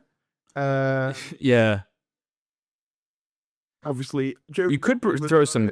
You could throw some classic doctors in the mix as well, like Peter Davison, Thon Baker. You could have it be like like the reality is unstable, so like it glitches, kind of doing that WandaVision thing. You know how like WandaVision would like glitch between like different eras of television? Like imagine if, like the Doctor makes this like wish with the Trickster to like stay as the 10th Doctor, but occasionally it like glitches out and he'll turn into like, I don't know, like Paul McGann for like a bit, and then he'll like jump back to like Matt Smith, and then he's back as Dave Tennant, and you're like, would it kind of revolve around like a dark version of the Doctor? Would he kind of be like the antagonist of the story, like trying to cling on to? Yeah, I think so. Or at the very least, I think a sympathetic antagonist, kind of one that you're like, you would understand why he felt the way he did, but obviously, ultimately, the lesson would still be, I need to let go, kind of thing. I think would probably be my angle on it. I think if the other doctors were in it, it might be cool if the other doctors catch wind of what's going on, that one of their future incarnations is sort of upsetting the timeline and trying to cling on to life, and the other doctors have to like team up to take down this rogue doctor. That could be. Well, you could even have the other doctors appear as like almost like the Doctor's conscious in a way, because we already kind of have that with like the Jodie. Well, yeah, that was kind of in Power of the Doctor. Yeah. And like you could have them kind of saying, what are you doing? This isn't how it works. Go away. I think that could have been kind of interesting. But like, so that was one of my like pitches early on. Well, that is an interesting idea, because I think I said in my Doctor's Ranked video, I always wanted the 10th Doctor to have like a dark, like have his arc. I thought it was leading towards like Time Lord Victorious, him sort of spiraling out of control, and I've always been disappointed it didn't really do that. So well, my logic was with the whole like Trickster thing was, he picks the Doctor at his like weakest moment, when he's tearing up saying I don't want to go, and then he like uses that to his advantage, and in the process, like screws everything up. Kind of Shrek Forever After-esque. Actually, that is very similar to, but I think it would have worked. Doctor Who Forever After 60th anniversary special. Yeah. And like, he wishes to be the 10th Doctor forever, but they're like, but now the future doctors are all dead, and then the universe is in peril because everything they did is undone or whatever. Like or something like that. Yeah. Like the Alliance from like the Smith era still exists, or something, and like you could do all this weird stuff that's just like, this isn't supposed to be like this. You've sold me on that. This sounds like a cool episode, honestly. The more I think about it, yeah. There you go. 75th anniversary. There we go. There we go. There we go. So yeah, and then I guess so in terms of season 1 and 2, I think for me the core thing is just what we were kind of saying earlier, right? Of just pick a direction tonally and stick with it. And I think for me, I know a lot of people do dislike the God thing or have come to dislike the God thing, but I think that's more because of execution than the concept. I think the concept is actually very cool. So I would keep that, but with the proviso that it's got a lot more like strictly defined like rules. Yeah. Thing. Well, I would like it more if they did it more like how they did in like the Satan Pit, where like it's a god, but there's like a science fiction explanation for how Yeah, this yeah. exists. I know Russell specifically said in an interview that he cut that out because he felt like it was a burden on the show to always have to have like a science fiction explanation for everything.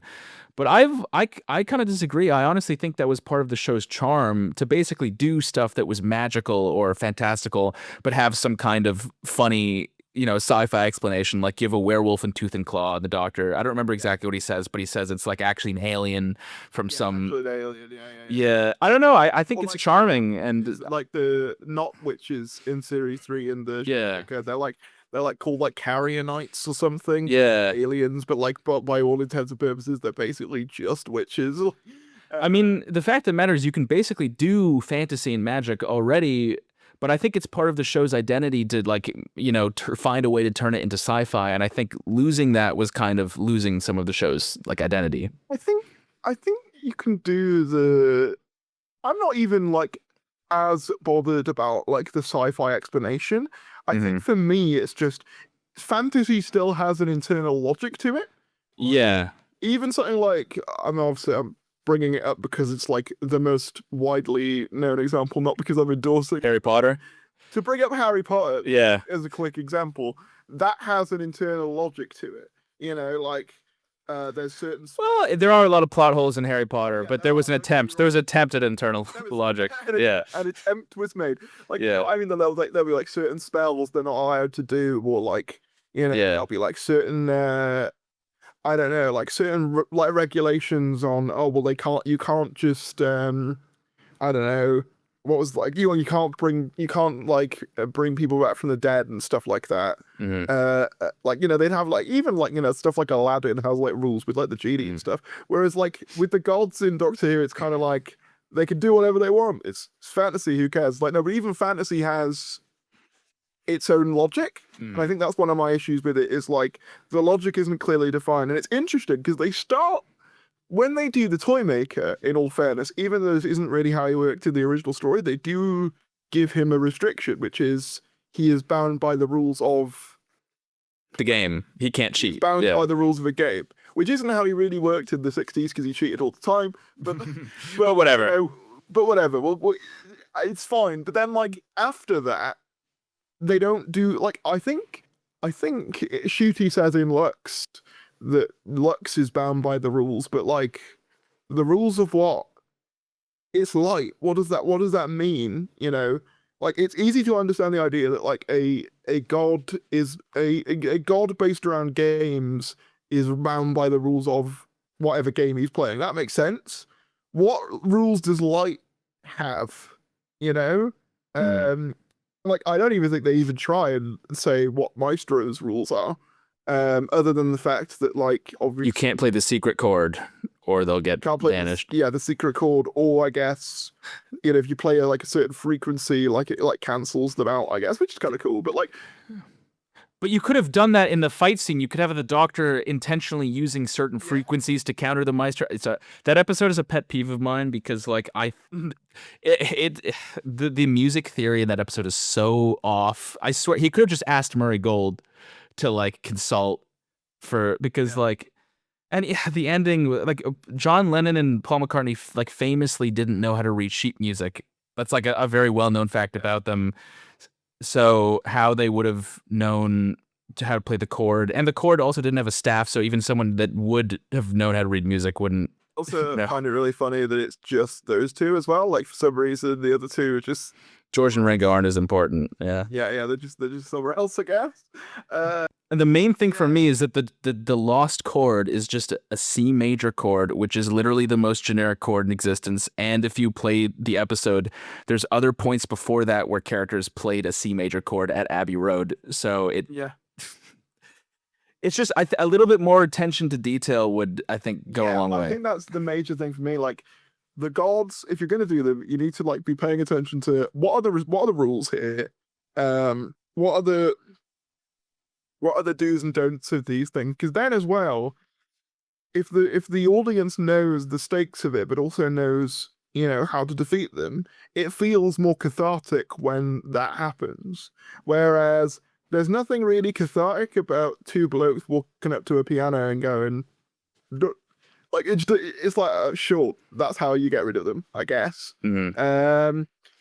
Yeah, like obviously the Toymaker they did catch, which isn't. I don't think that's the most creative game they could have done, but at least like he loses by like losing a game. Like you could follow how he loses. Lux, to be fair, they just don't defeat. He just like becomes ethereal, which I He kind becomes God. He becomes God of the Doctor Who timeline. He's like canonically God now. which I kind of like. But then it's like, you know, Sutek, he just kind of is there. Mhm. And also there's the whole thing of like bring death to death, which brings life, which doesn't really make any sense. And it's like there needs to be some sort of internal logic, otherwise nothing means anything. You know. Mm. And it's why like New Who introduced that whole fixed points thing. You know, where it's like, time can't. Some things you can't get involved in to be like that get out of jail free card for when they didn't want to like just use the TARDIS to like go and fix something. And I kind of think that the gods needed their equivalent of that, if that makes any sense. They need like, oh yeah, they can't just do that, or you can't just do this to defeat them, or whatever.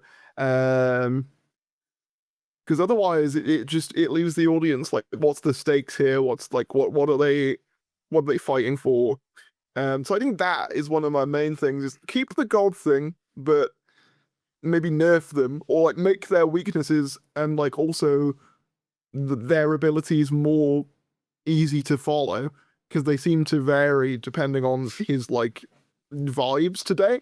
And then like I think the same thing also applies as well to I mean, I don't love bi-generation generally, but what annoys me about it even more is in the Giggle, it is established as a Time Lord myth that's like come to life now, right? Because one of she's first lines is myth, Mel, like what do you think? Something like that.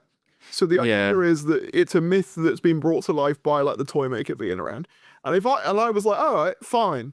That kind of makes sense, I guess. But then like They retconned it in Reality War, kind of. Yeah, and then they make it so that now bi-generation is a result of the Time Lords not being able to reproduce. And it's like, what? So they can just do that now? And it's like, and it's stuff like that where it's like you need to have like a consistent, and like he used to do it somewhat. Like, obviously not always. Some of his stuff was kind of bullshit, like the Archangel Network in Series 3. Yeah. Like, a lot of the internal logic of the universe did stay the same. Like, for example, with things like the Shadow Proclamation, the idea of like, the Doctor would say these kind of Shadow Proclamation codes, and that would be his justification for being able to take down these aliens and stuff. And it just grounds the universe in some semblance of its own reality. And it grounds the audience into knowing what the stakes and what they're watching. I think, and to be fair, that is something that did start to slip away with, I think, Moffat somewhat, because he was a bit more kind of like, I guess, what's the word I'm looking for? He was more kind of conceptual, which isn't a bad thing, but I think Russell was always better when he had a clearly defined, this is what this is, this is what this does, and this is how we resolve it, kind of thing. Whereas I think a lot of this era is kind of like, here's this idea, let's just see what happens, kind of thing. So that's one of my main things. I also would say as well with Shooty in particular, one of the interesting things with him is he apparently, I've heard this as a rumor, he wanted to play it more as kind of a Tennant-esque type sort of Doctor, more like an action-y type Doctor. He never really got to do any of that. So I would have let him do more of that, because he clearly loves doing that stuff. But I would have also, I think they wrote themselves into a corner a bit with the ending of the 60th means that he's healed now. Because he's clearly not healed. He's clearly not healed, but also if you were to write him like he was, that's kind of a boring character. Yeah, just completely stoic and completely on top of the ball. Yeah. Interesting plot development happened off screen. I mean, to be fair, you could maybe make it so that, like, in my version, because like my 60th revolves around like an alternate timeline, um, he's still got his own stuff going on besides that because, obviously it got erased or whatever. Uh, so like, I guess you wouldn't have that issue, but give him like a clearly defined, this is my thing, and also, but I wouldn't make it, I'm the last of the Time Lords. Something else other than that. Because we've very much so done that. We are very much Been there, done that. Yeah.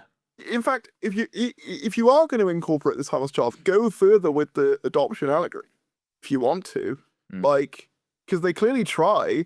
And like, look, I don't like the timeless child, but I suppose if you're going to do anything with it, having a companion that's adopted and having the Doctor like relate to that struggle, or like that kind of feeling is like kind of interesting, and that search for answers, the Doctor could like relate to, and they do a bit of that, but again, it's not really very very focused on. And I also think that Ruby's reasoning for wanting to find her mum is basically just, I want to. There needs to be a more defined motive. I think motivation is a key thing. I think rules are a key thing, and I think setting a consistent tone is a key thing. I think those are my three. I guess a lot of my prescriptions for this era are less, I do this storyline, and more just fundamental things that need like altering, I guess, in terms of the way it's been like made. Because I don't think all the episode ideas are like bad. I actually think there's a fair few good ones. But it's all the other stuff kind of around that, I think. Like, Right. I think if that makes any sense. Yeah, I think that makes sense. Also, just nuke space babies. We're not doing that. Yeah. What's funny? Where do you? I thought you like. Didn't you put up a video about space babies that was kind of positive? Yeah, it's weird. Okay. So I probably need to explain myself. At the time that it came out, it was like a new era of Doctor Who. So you didn't. You wanted to be nice. You wanted to give it the benefit of the doubt. Partly also, I think, when you've got like that, watching something new for the first time and you're kind of like excited, so you've kind of got your, I'm not rose tinted glasses because it's not nostalgic, but you're almost kind of like new car smell, kind of. Yeah, new car smell. That's yeah. what it was. It was like new car smell of like, oh, and to be fair, I did like obviously Shooty and Millie's dynamic. I generally do think that they play well off each other and stuff like that. And I actually probably still do marginally prefer Space Babies to Church in a slightly controversial interesting take. I think both have a lot of the same problems. They're both very juvenile also, like they are, yes, yeah. I think I narrowly prefer Space Babies for the main fact that like I don't think its pacing is as whack, because if you look at Church has that weird thing where, and Russell's even said this in the commentaries, there's like a whole sort of 10-minute section that's supposed to be in the episode where like the goblins are chasing them through the apartment that just isn't there because of budget. And I think it really leads to the middle section of that episode feeling really weird pacing wise. Whereas I don't really think that Space Babies has the same pacing issues. I think it's just quite juvenile, but in fairness, so is Church. Also for Church, one of the rare times I think Disney did step in and sort of mess up an episode was they inserted that scene of him at the beginning that I think messes up the Doctor's reveal. I think it would have worked a lot better if you met him through Ruby. And you can tell that the moment when he catches her drink in the bar was supposed to be maybe the first time you properly see him, but because they sort of stuck those early scenes in there, it robs him of the mystique. At the time, I was supportive of that because I did sort of think, you've got to be able to see him, but I do think it does mess with the flow.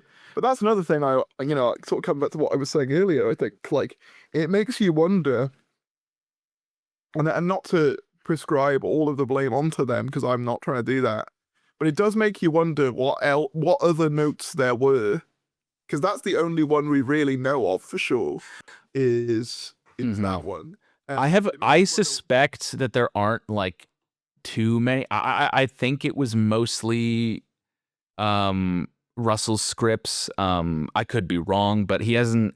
I think the reason that that's the only one we really know of is because it's one of the few. that very well could be the case. It's such like a weird thing with that deal. I think one of the other things, I mean, if I can go a bit more broad with the question and just talk about like the Disney aspect of it, maybe don't sign a deal where they can just leave you hanging on recommission until your actor leaves.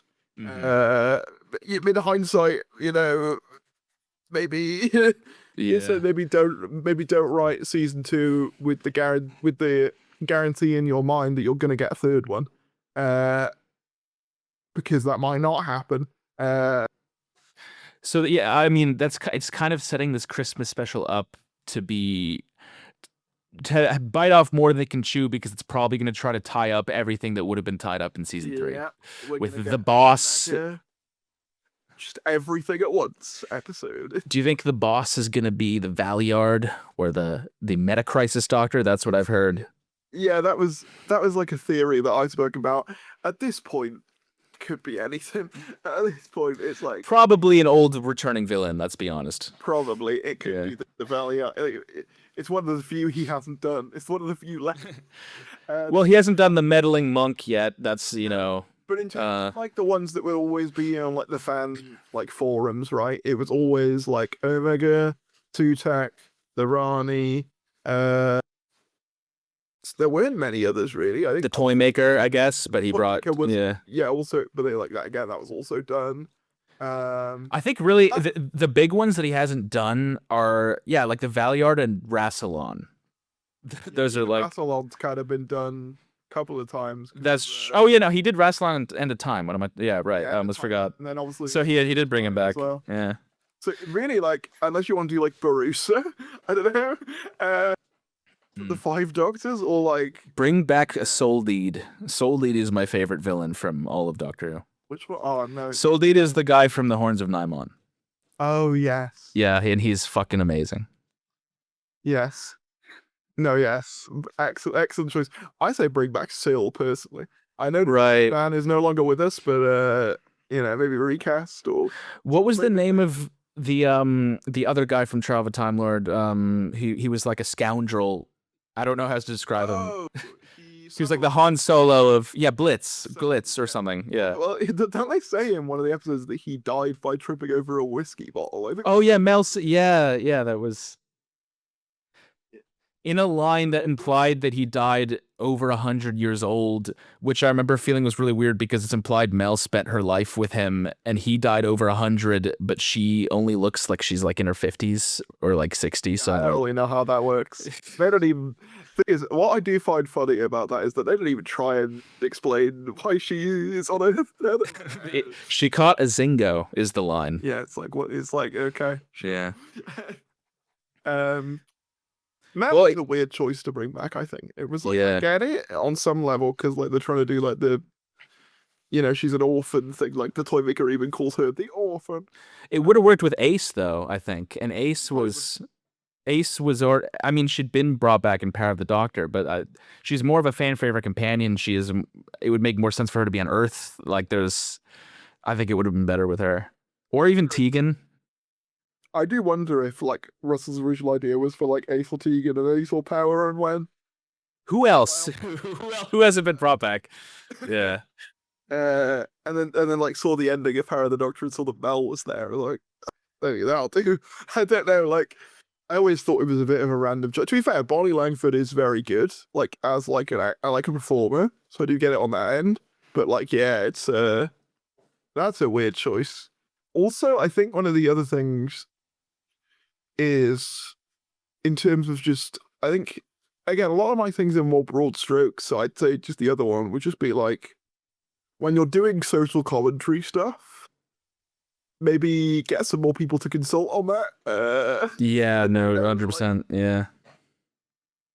Especially as well when you're doing like race-based stuff, or you're doing stuff about like, stuff like that, like make sure that you're consulting people who have skin in the game, for lack of a better term. Like, yeah, make a difference. I thought it would have made more sense if Russell had like given I'm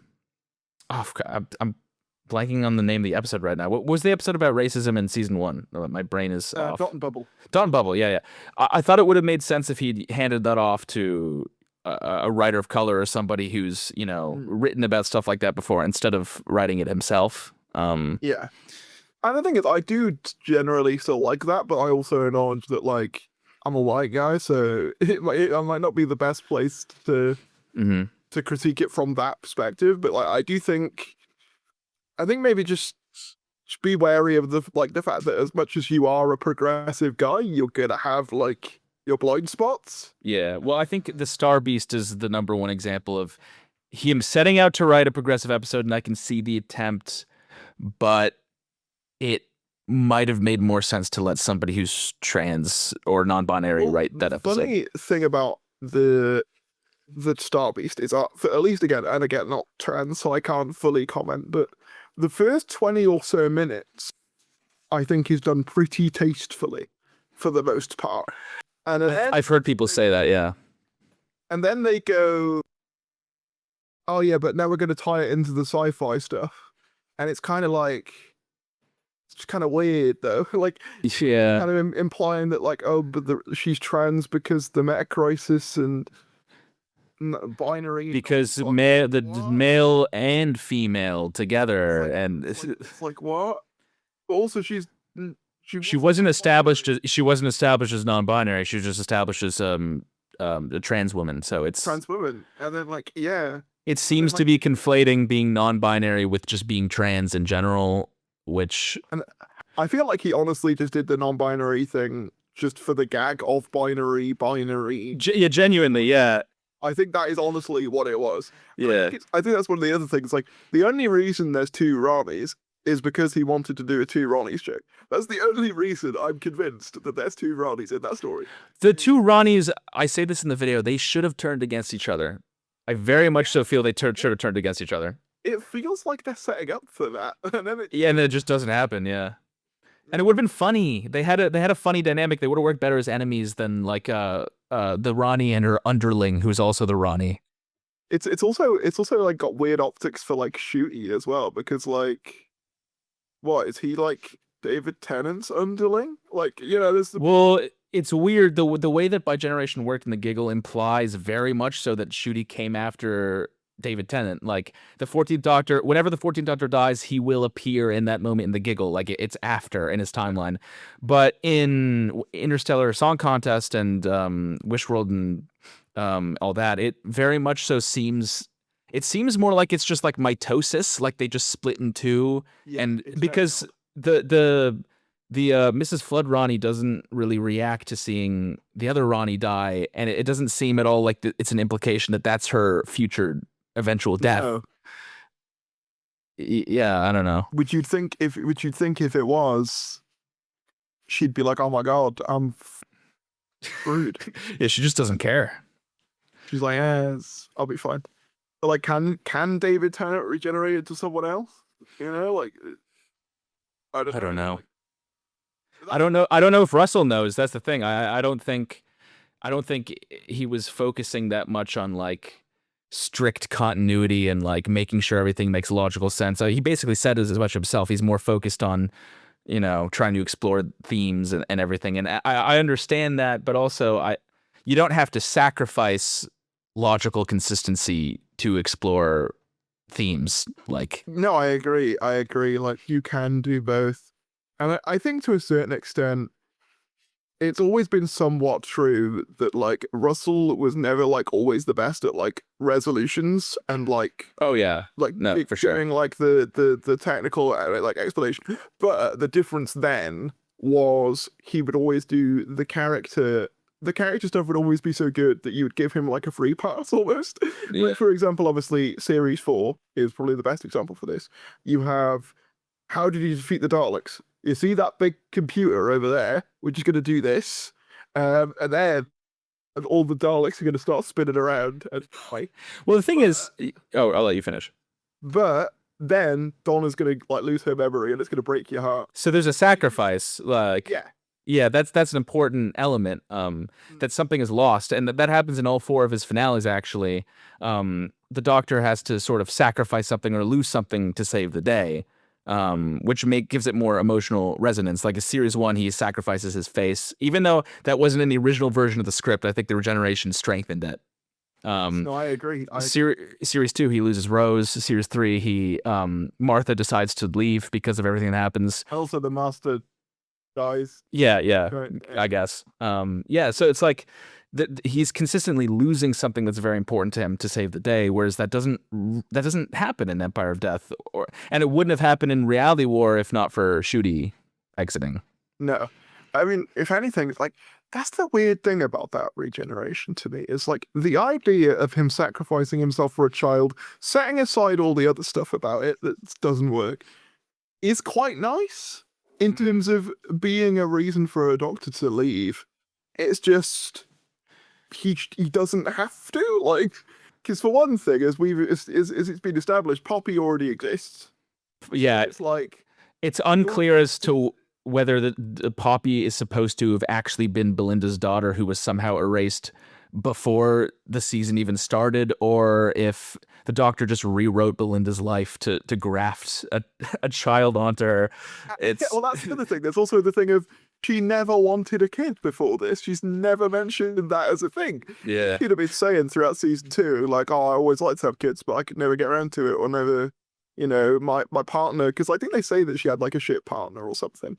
I think. She had Alan, so that's a shit Yeah, partner. there you go. So like, you could say like, "Oh, I never found the right person to settle down with, have like a kid of my own or something." If that was a part of Belinda's character, fine. But she's like, "No, I want to be a nurse and live my life." And then the doctor's like, "Damn, blam, kid," and you're like, "What?" The doctor straight up like it deletes her career to replace it with motherhood. It's like a weirdly anti-progressive ending. But I mean, I think the reason it's like that is because it was a last minute rewrite. Because Oh, Poppy, definitely. as we know, Poppy it was supposed to be leading somewhere. It was supposed to be the doctor's daughter, and that Susan's mother, and that it was supposed to lead into that. But I don't think I yeah. liked that even with Oh, I would not have liked that. I'm kind of glad it didn't happen in retrospect. But there's still Christmas. They could see. fuck yeah, it's true. Uh, And figure out. one thing I was going to say earlier when we were talking about Russell's previous finales is that even in RTD1, I think all of his finales do end with a Deus Ex Machina. Like in the first one, look, staring into the heart of the TARDIS and then just dissolving all the Daleks kind of is a Deus Ex Machina. I mean, it was established, but it is still a very quick and sort of overly easy resolution to the plot, even though I like Parting in the Ways. Like it's No, yeah. Thing is, I like most of the Russell finales, but they all do have that problem. yeah.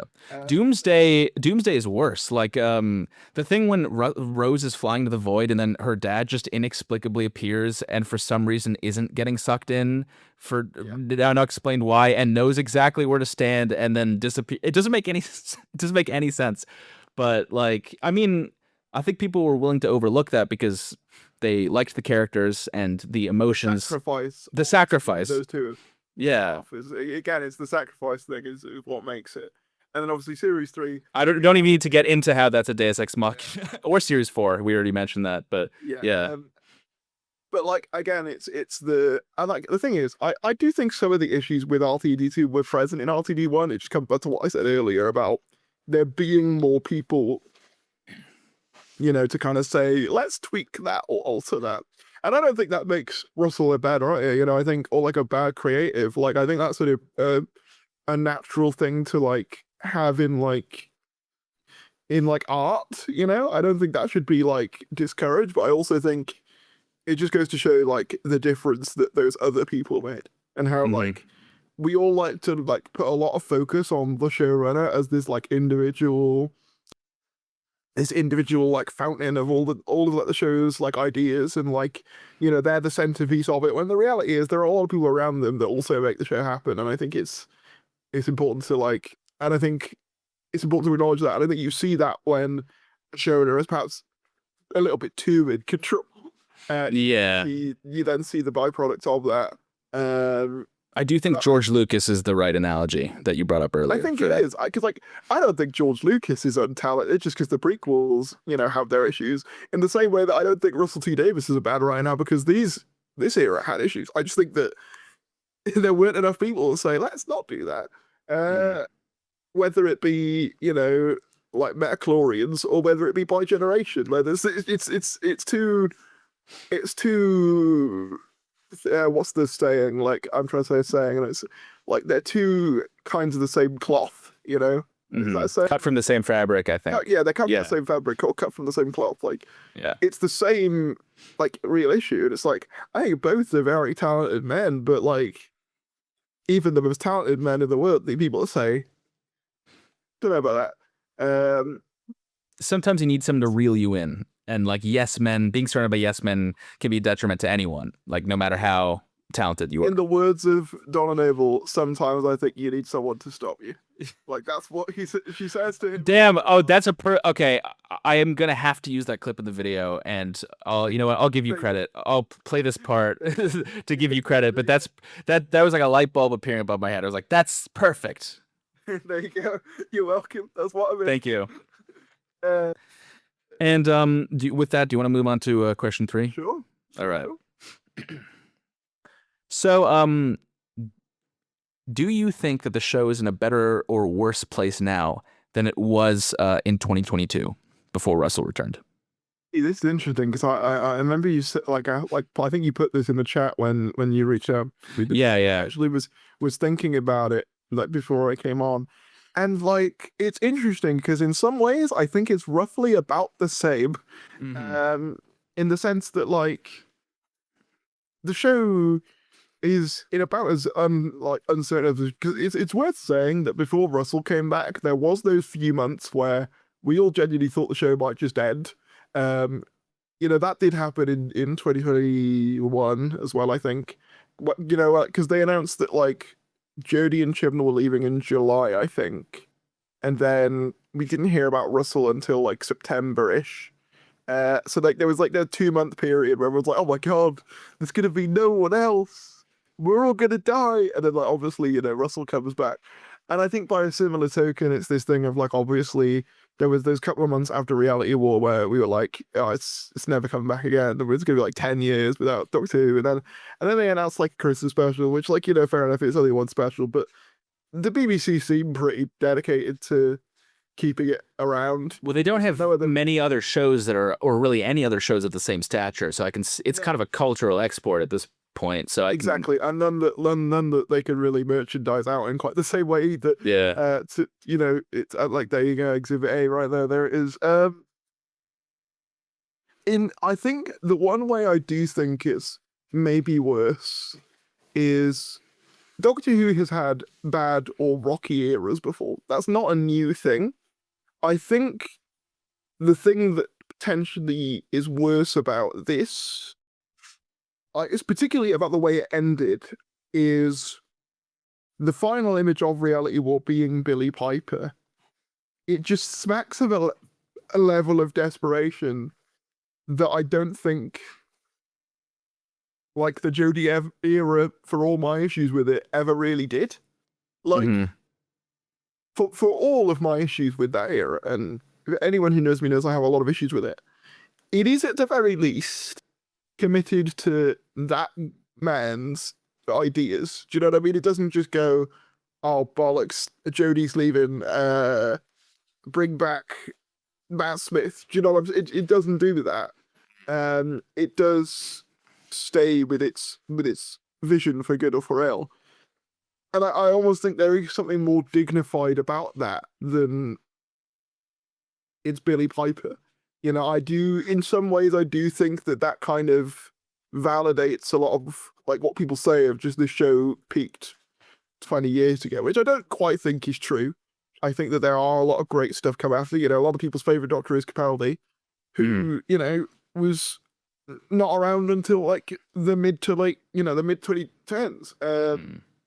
Which, to be fair, that's still 10 years ago now. But it's funny that back then, I remember during the Capaldi era, everyone was talking about the show going downhill and it was in decline then. And now people are like, Capaldi was the end of the golden run. And it's... Well, this is my thing, that I think this is why I always struggle when people say Doctor Who's over or Doctor Who is like, you know, really gone downhill. Is like, people have been saying this show is going to be cancelled for about as long as I've been watching it.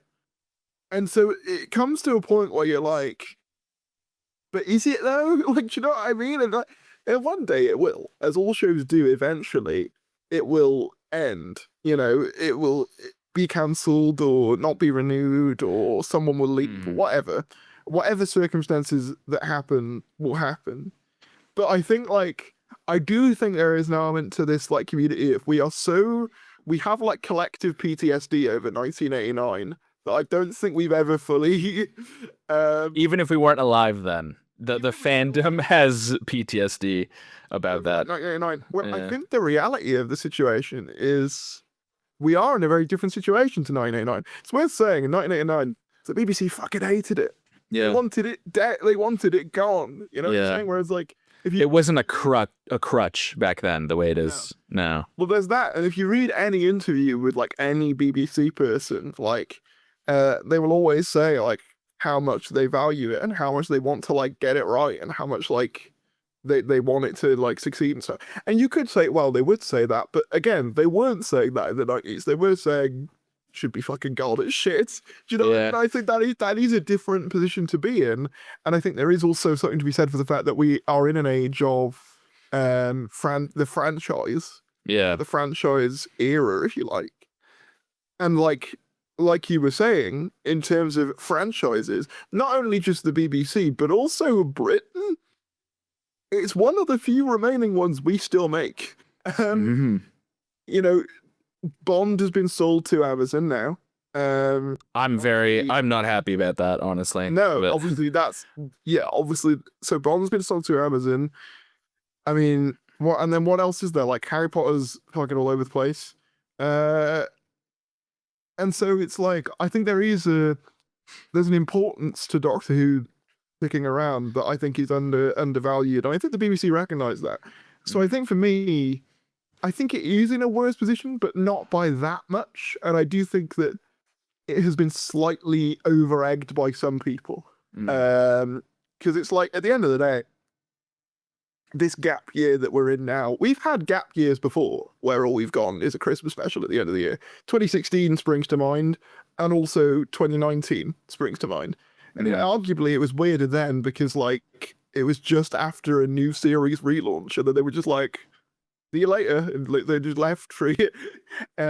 Which I also think kind of killed any momentum that Chim Lyra could have had outside the fact that, again, I have my, like, issues with it. Even if, like, I thought it was good, and like it was critically received well, any momentum it could have would have died by the fact that like they just ditched for a year and then didn't really keep anyone in the loop. Um, so I think there's that.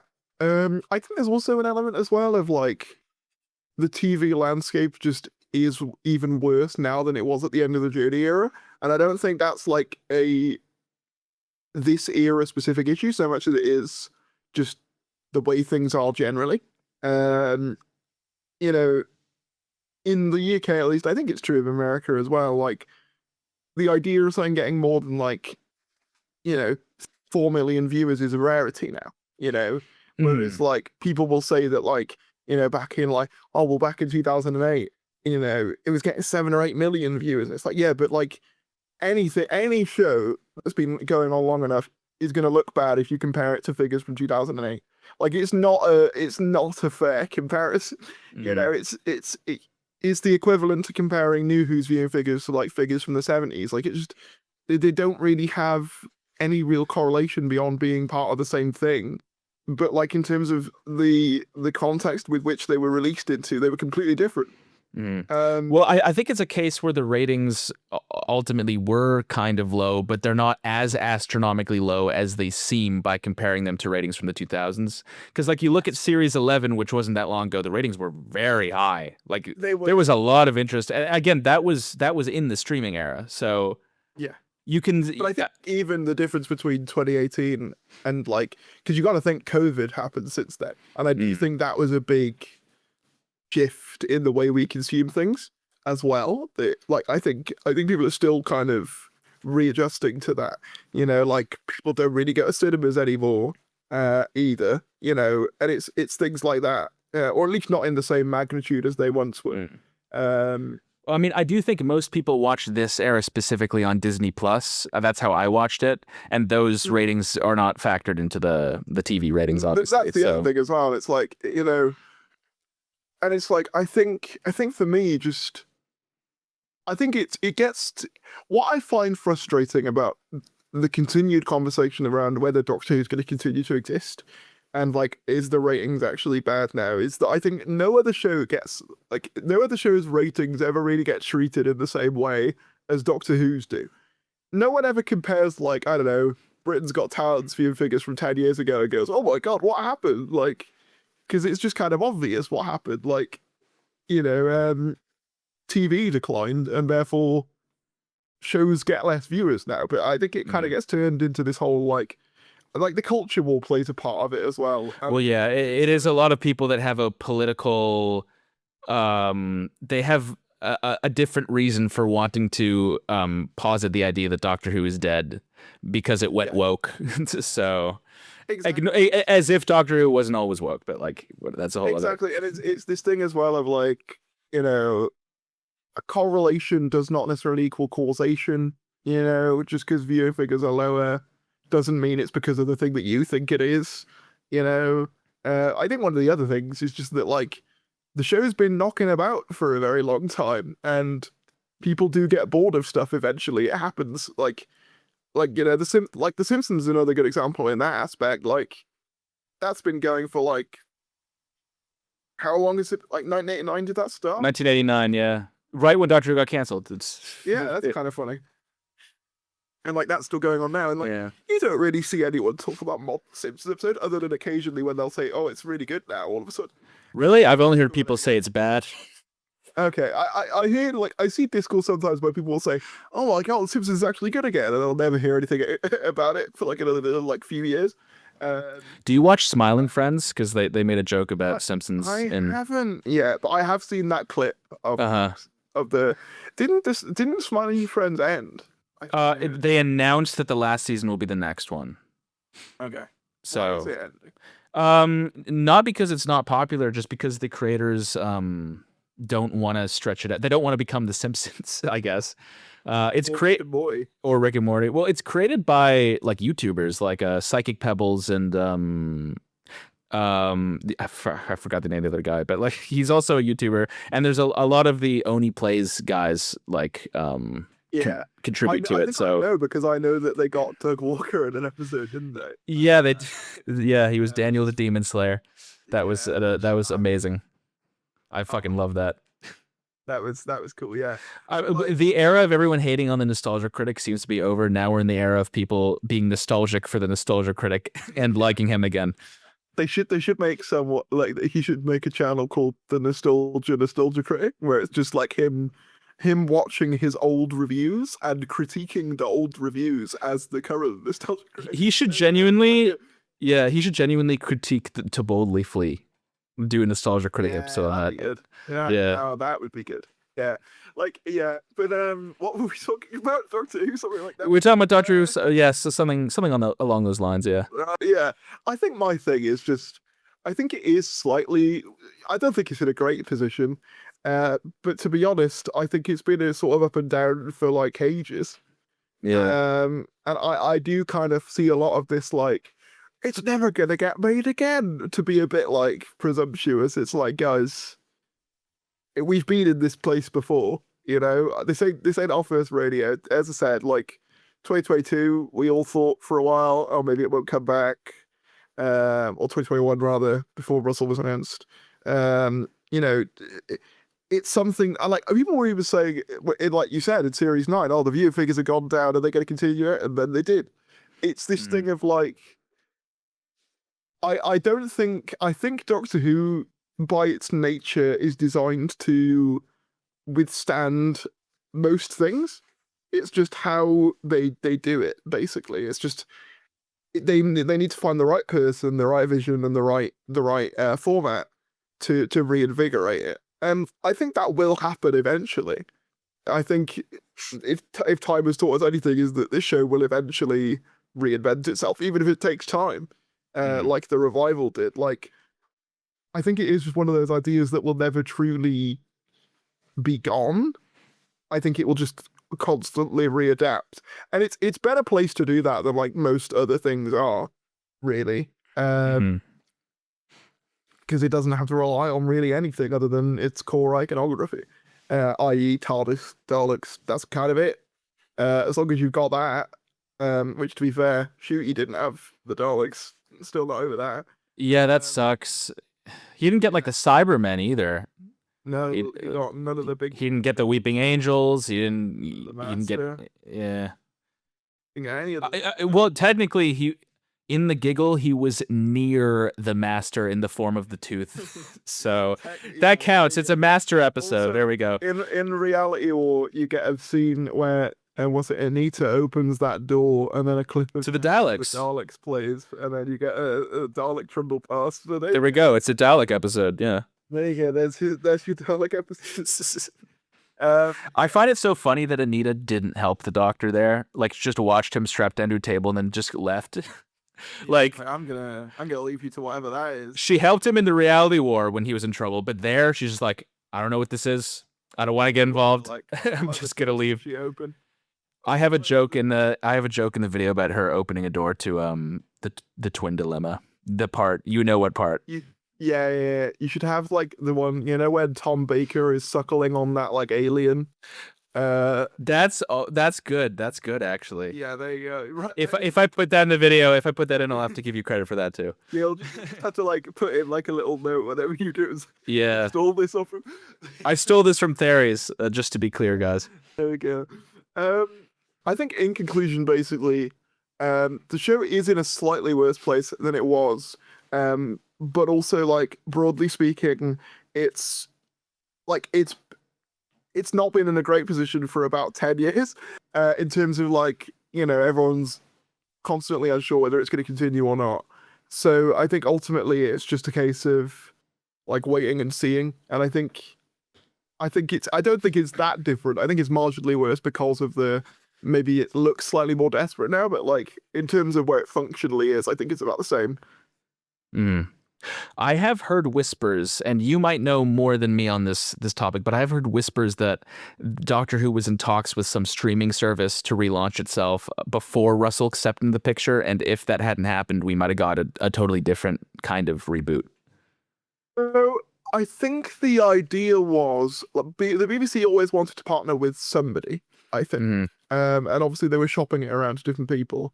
I think Russell came on partly for two reasons. Partly one, I think the BBC was struggling to find someone. And also beyond that, Russell has said in interviews, I think, that he stepped in because he wanted someone to like sort of look after Doctor Who when it was going into the streaming world kind of thing. Because he didn't want like these streaming services to like take it and then just completely, like miss the point of it or something, I guess. So I think that might have been a part of it as well. But I think there's not a non-zero chance that they get like another deal with some other like streaming service. I think that's pretty likely, to be honest. Well, yeah, honestly, I think that would be the best outcome, and like just a completely. Ideally, I think a lot of people think that the new showrunner has to be someone who's already penned scripts for the show, but I'm of the opinion you could bring in someone totally fresh as long as they have experience, like running something. Prefer someone completely outside of the wheelhouse. Very much so. I mean, yeah, that's kind of what I said in my last Doctor video, and it's kind of what I'm reiterating in this one, which is that it would really be best to get someone not from the Russell T Davies sphere of writer influence if you want like a new take. I like the idea that it's like kind of like geopolitics. Like you've got like like the Russell T Davies block. Yeah. Like influenced nations like the USSR, but it's like the RTDR. I don't know. I'm just saying RTDR.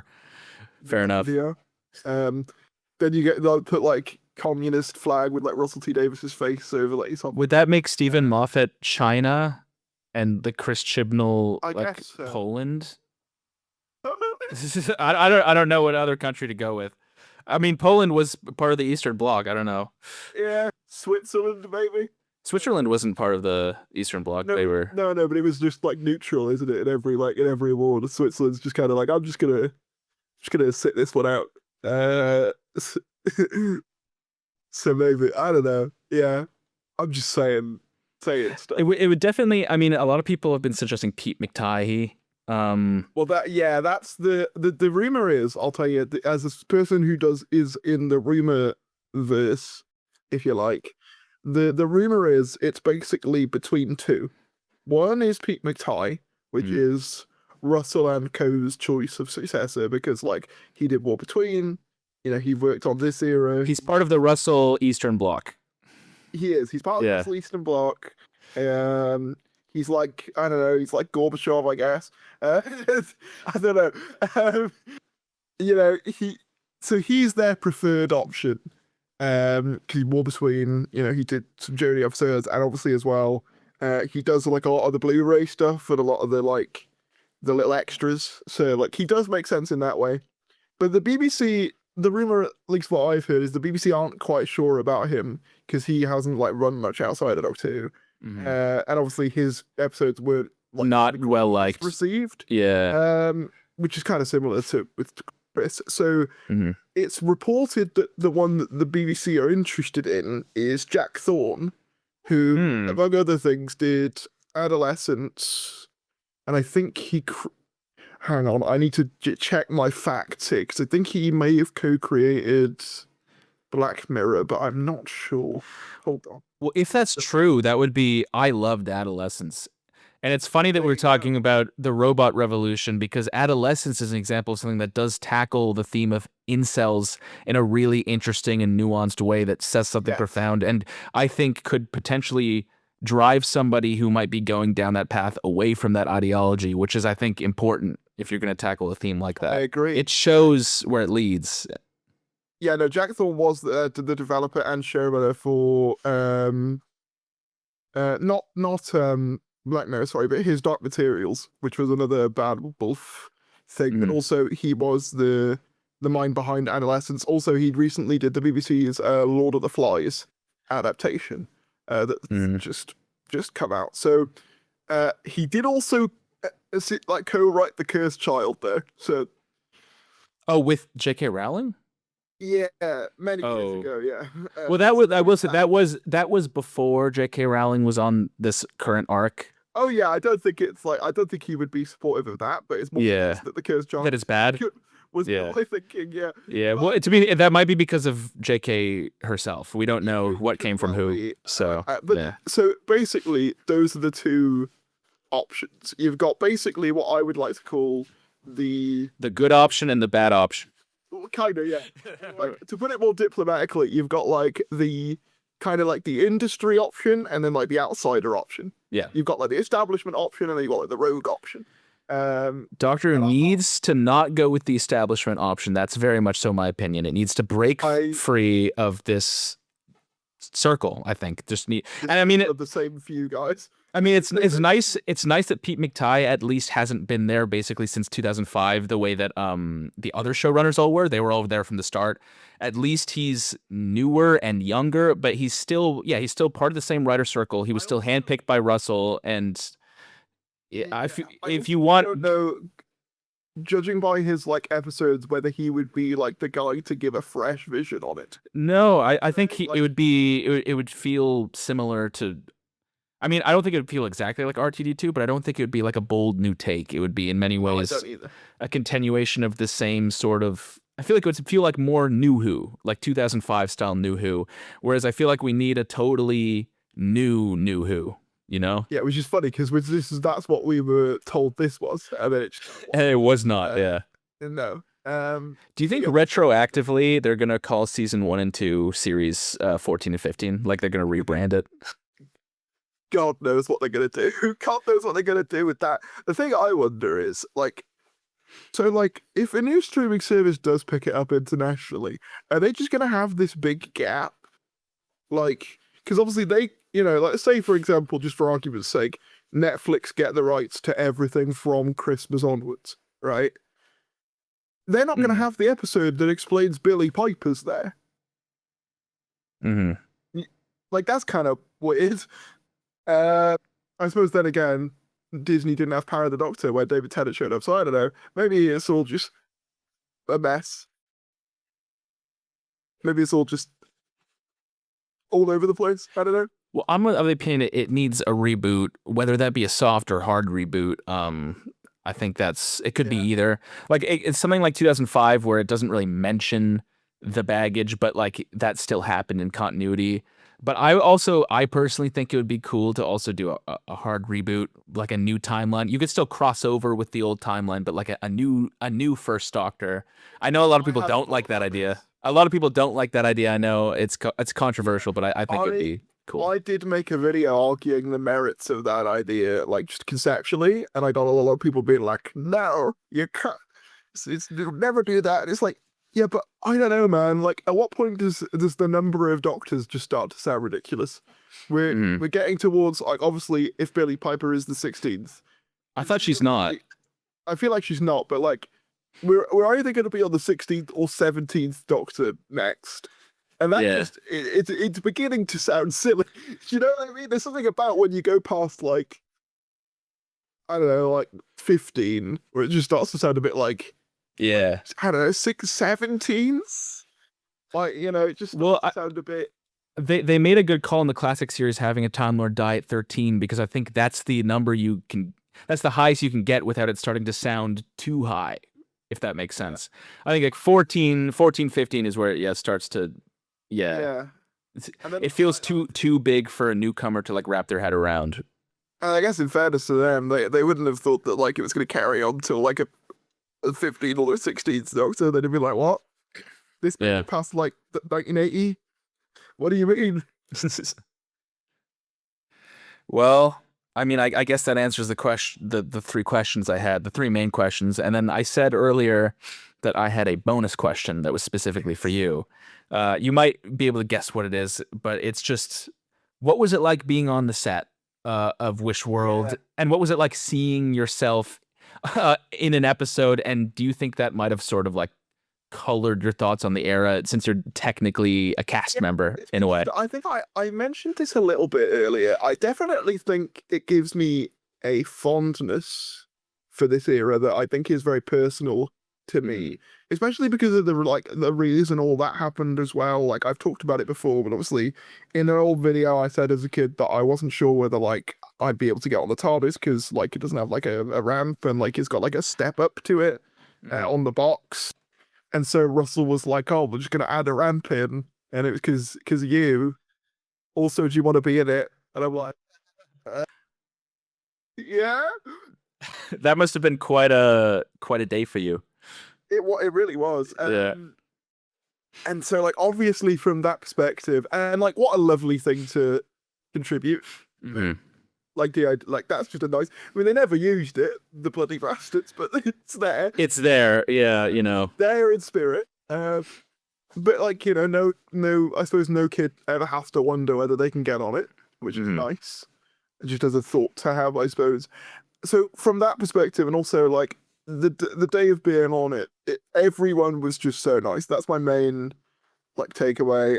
All the extras that I was with as well were lovely. They all had their own stories as well, which I thought was interesting about like their kind of because obviously it was all disabled actors. They were all actually like disabled as well. They didn't get some people to pretend to be, which I appreciated. They got Mhm. actual disabled actors to do the jobs, which sounds like a small thing, but Yeah. that is important, obviously. And like they all had their like stories about how they got into the industry and like the struggles that they faced and like speaking to them between takes was really interesting. And then like there was just it was just a really nice atmosphere. I have to say particularly, my scene is with obviously I think it's Ruth and Millie. My scene, Mhm. sort of the camp scene.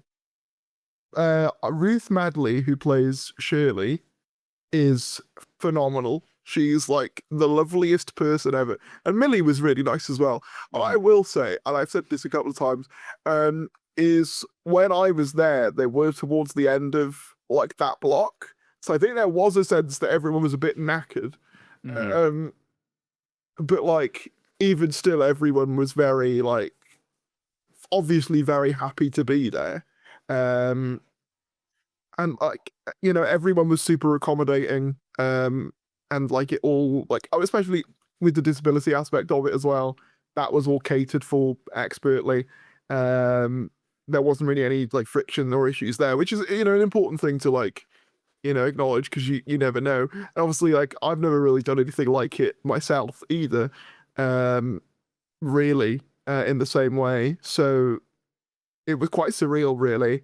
And then obviously there was an element of like what like I was basically watching a Doctor Who scene happen live, which is what it kind of felt like to me. I was like, I said to like I think because my mum came with me to that day, and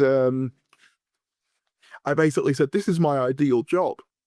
I get to sit and just watch Doctor Who happen in front of me, and I just have to be in the scene. Uh-huh. For me, that's like what a job, like that's perfect.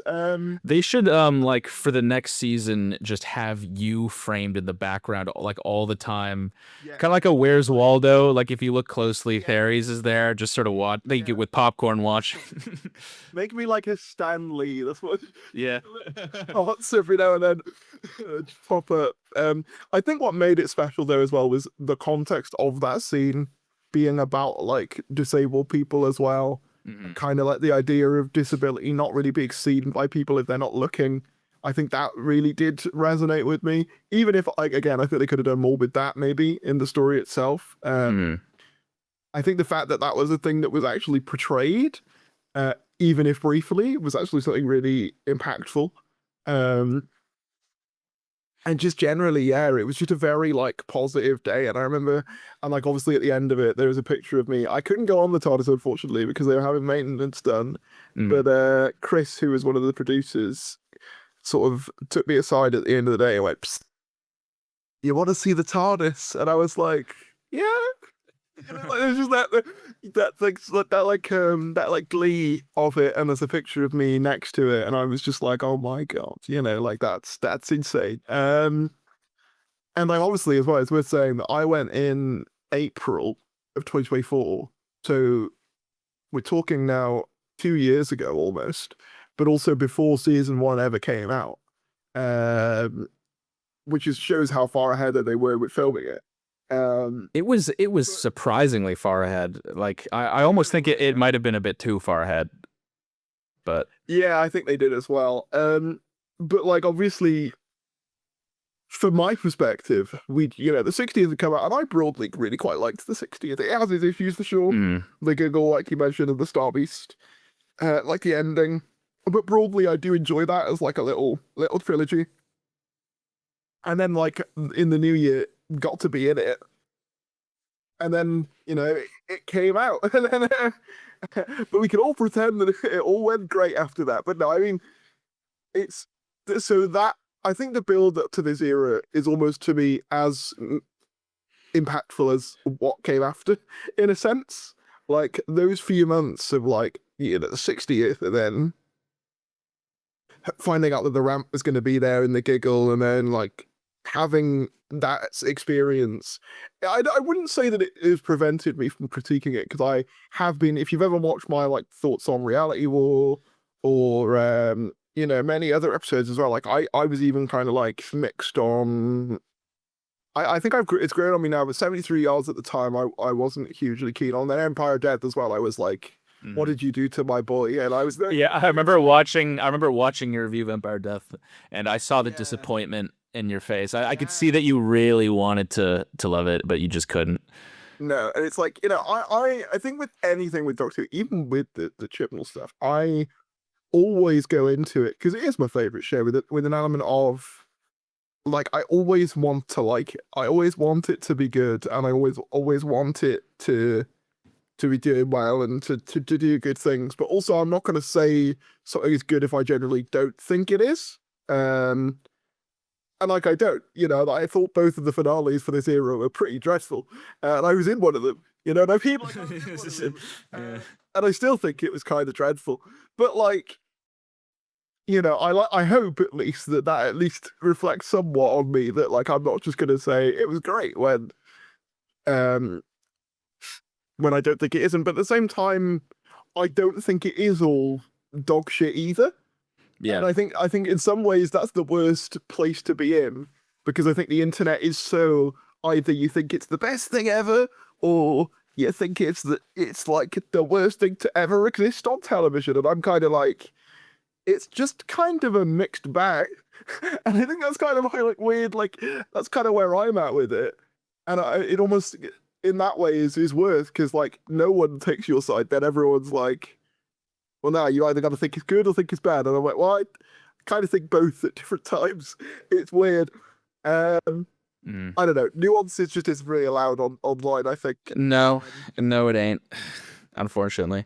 What about you? Obviously, I know that like obviously this is gonna be in your video, so like, but like give me like the cliff notes. Where are you with it? I mean, I guess the cliff notes would be. I think that there were good episode concepts, but they just weren't fully realized. And I think, I mean, I said in my last video, I think it was not a good idea to bring back a former showrunner to try to recapture sort of an old tone when the show should be. I think I agree. Yeah, well, the show should be moving forward. That was not a popular thought when I made that video, which was after the 60th. I was very much so like, at least I felt very much so like I was going against the grain at that point, like before season 1 came out. But I don't usually like saying this, but I feel like I've been vindicated in the years since That's then. the thing. I felt the reverse. I think I said this earlier on when Billy Piper came back because I was very much in the camp of it is different from RTD1 and it isn't just repeating that. And then you watch Judy Gatwa turn into Billy Piper and you're like, oh, for fuck's sake. You know what? Yeah. Like, it's just a moment of like, oh, fuck. So yeah, I kind of had the inverse of that, if you like. Mhm. I guess I don't know what the reverse of vindication is. De-vindication. Yeah, I don't know. yeah, no, exactly. I had basically that. Well, the air, it's like the way the air was written went out of its way to embarrass people who defended it at points. Like with the bi-generation, a lot of people defended it on the grounds that it was bringing a myth into reality, which is a theme of the 60th because he drew the line of salt and, you know, myths are real now. And then the reality war goes out of its way to say, no, that wasn't why. It was because of the attack that the Master did in Series 12. It's weird though because that like defense isn't illogical because that's how it's explained in the game. Like that makes sense, and then it's just like no, actually, it's a completely different thing that I've decided it is now. Yeah, no, I definitely think to a certain extent, trying to like this era, I'm like having liked elements of this era does kind of feel like you get punched in the face occasionally. Like, what do you mean you liked this idea? No, it's different now. Psh, there you go. And by the way, I- random question that I genuinely don't know the answer to, and I'm wondering if you do. How did the Doctor survive the Master's cellular attack if it targeted all Time Lord cells in the universe, which is what's implied? I genuinely don't have an answer for that. it's the Rani as well. She survived, right? Like, Well, the Ronnie, was she, didn't they, I think they had some kind of hasty explanation. I don't remember what it was. I think she was like something about her being outside of the universe at the time, and she used her like vortex manipulator. Or they like, but the Doctor, yeah, but the Doctor wasn't outside the universe at the time. I'm just wondering if they even ever bothered to explain how he survived it, or they just didn't. I don't think they did. Yeah. I think they did. Well, I mean, it's obvious. Oh, sorry. I'll let you go. I think with the like the whole Gallifrey thing, the way this era deals with post Chibnall ramifications is interesting. Because to be fair, I don't think the Chibnall era does the best job of establishing what the What the Master did. so what the Master did, or like what the Flux did either.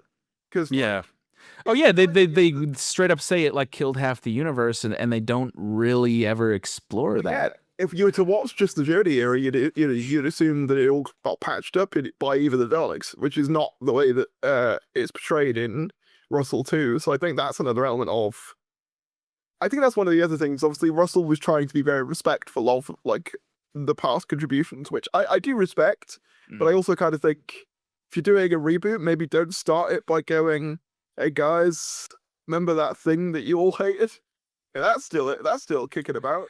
I think that moment in Wild Blue Yonder when the Doctor specifically sort of has a breakdown about the Flux and blaming himself for how many people died.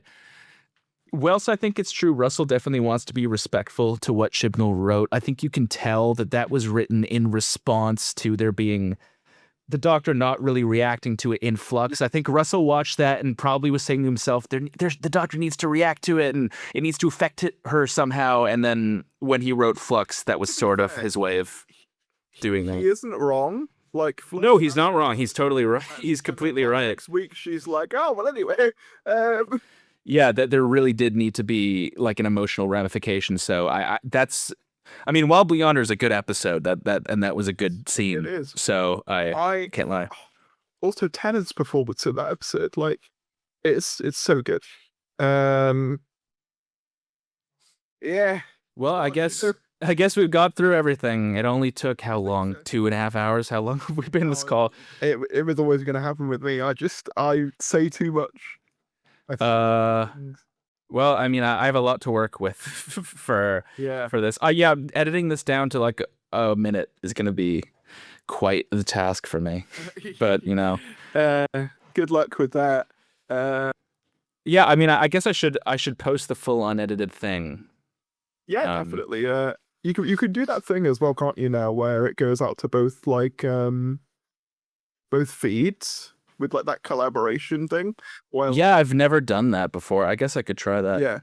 Yeah, because like obviously it doesn't like split the revenue or anything. Like it just means that it goes out to my like sub box basically. As well, so it might help with that. Yeah, only if you can set it up. But I do that because I do a podcast for someone else, and we have it go on like both feeds. So you mean like both of our feeds or like? Yeah. Right. Okay, I gotcha.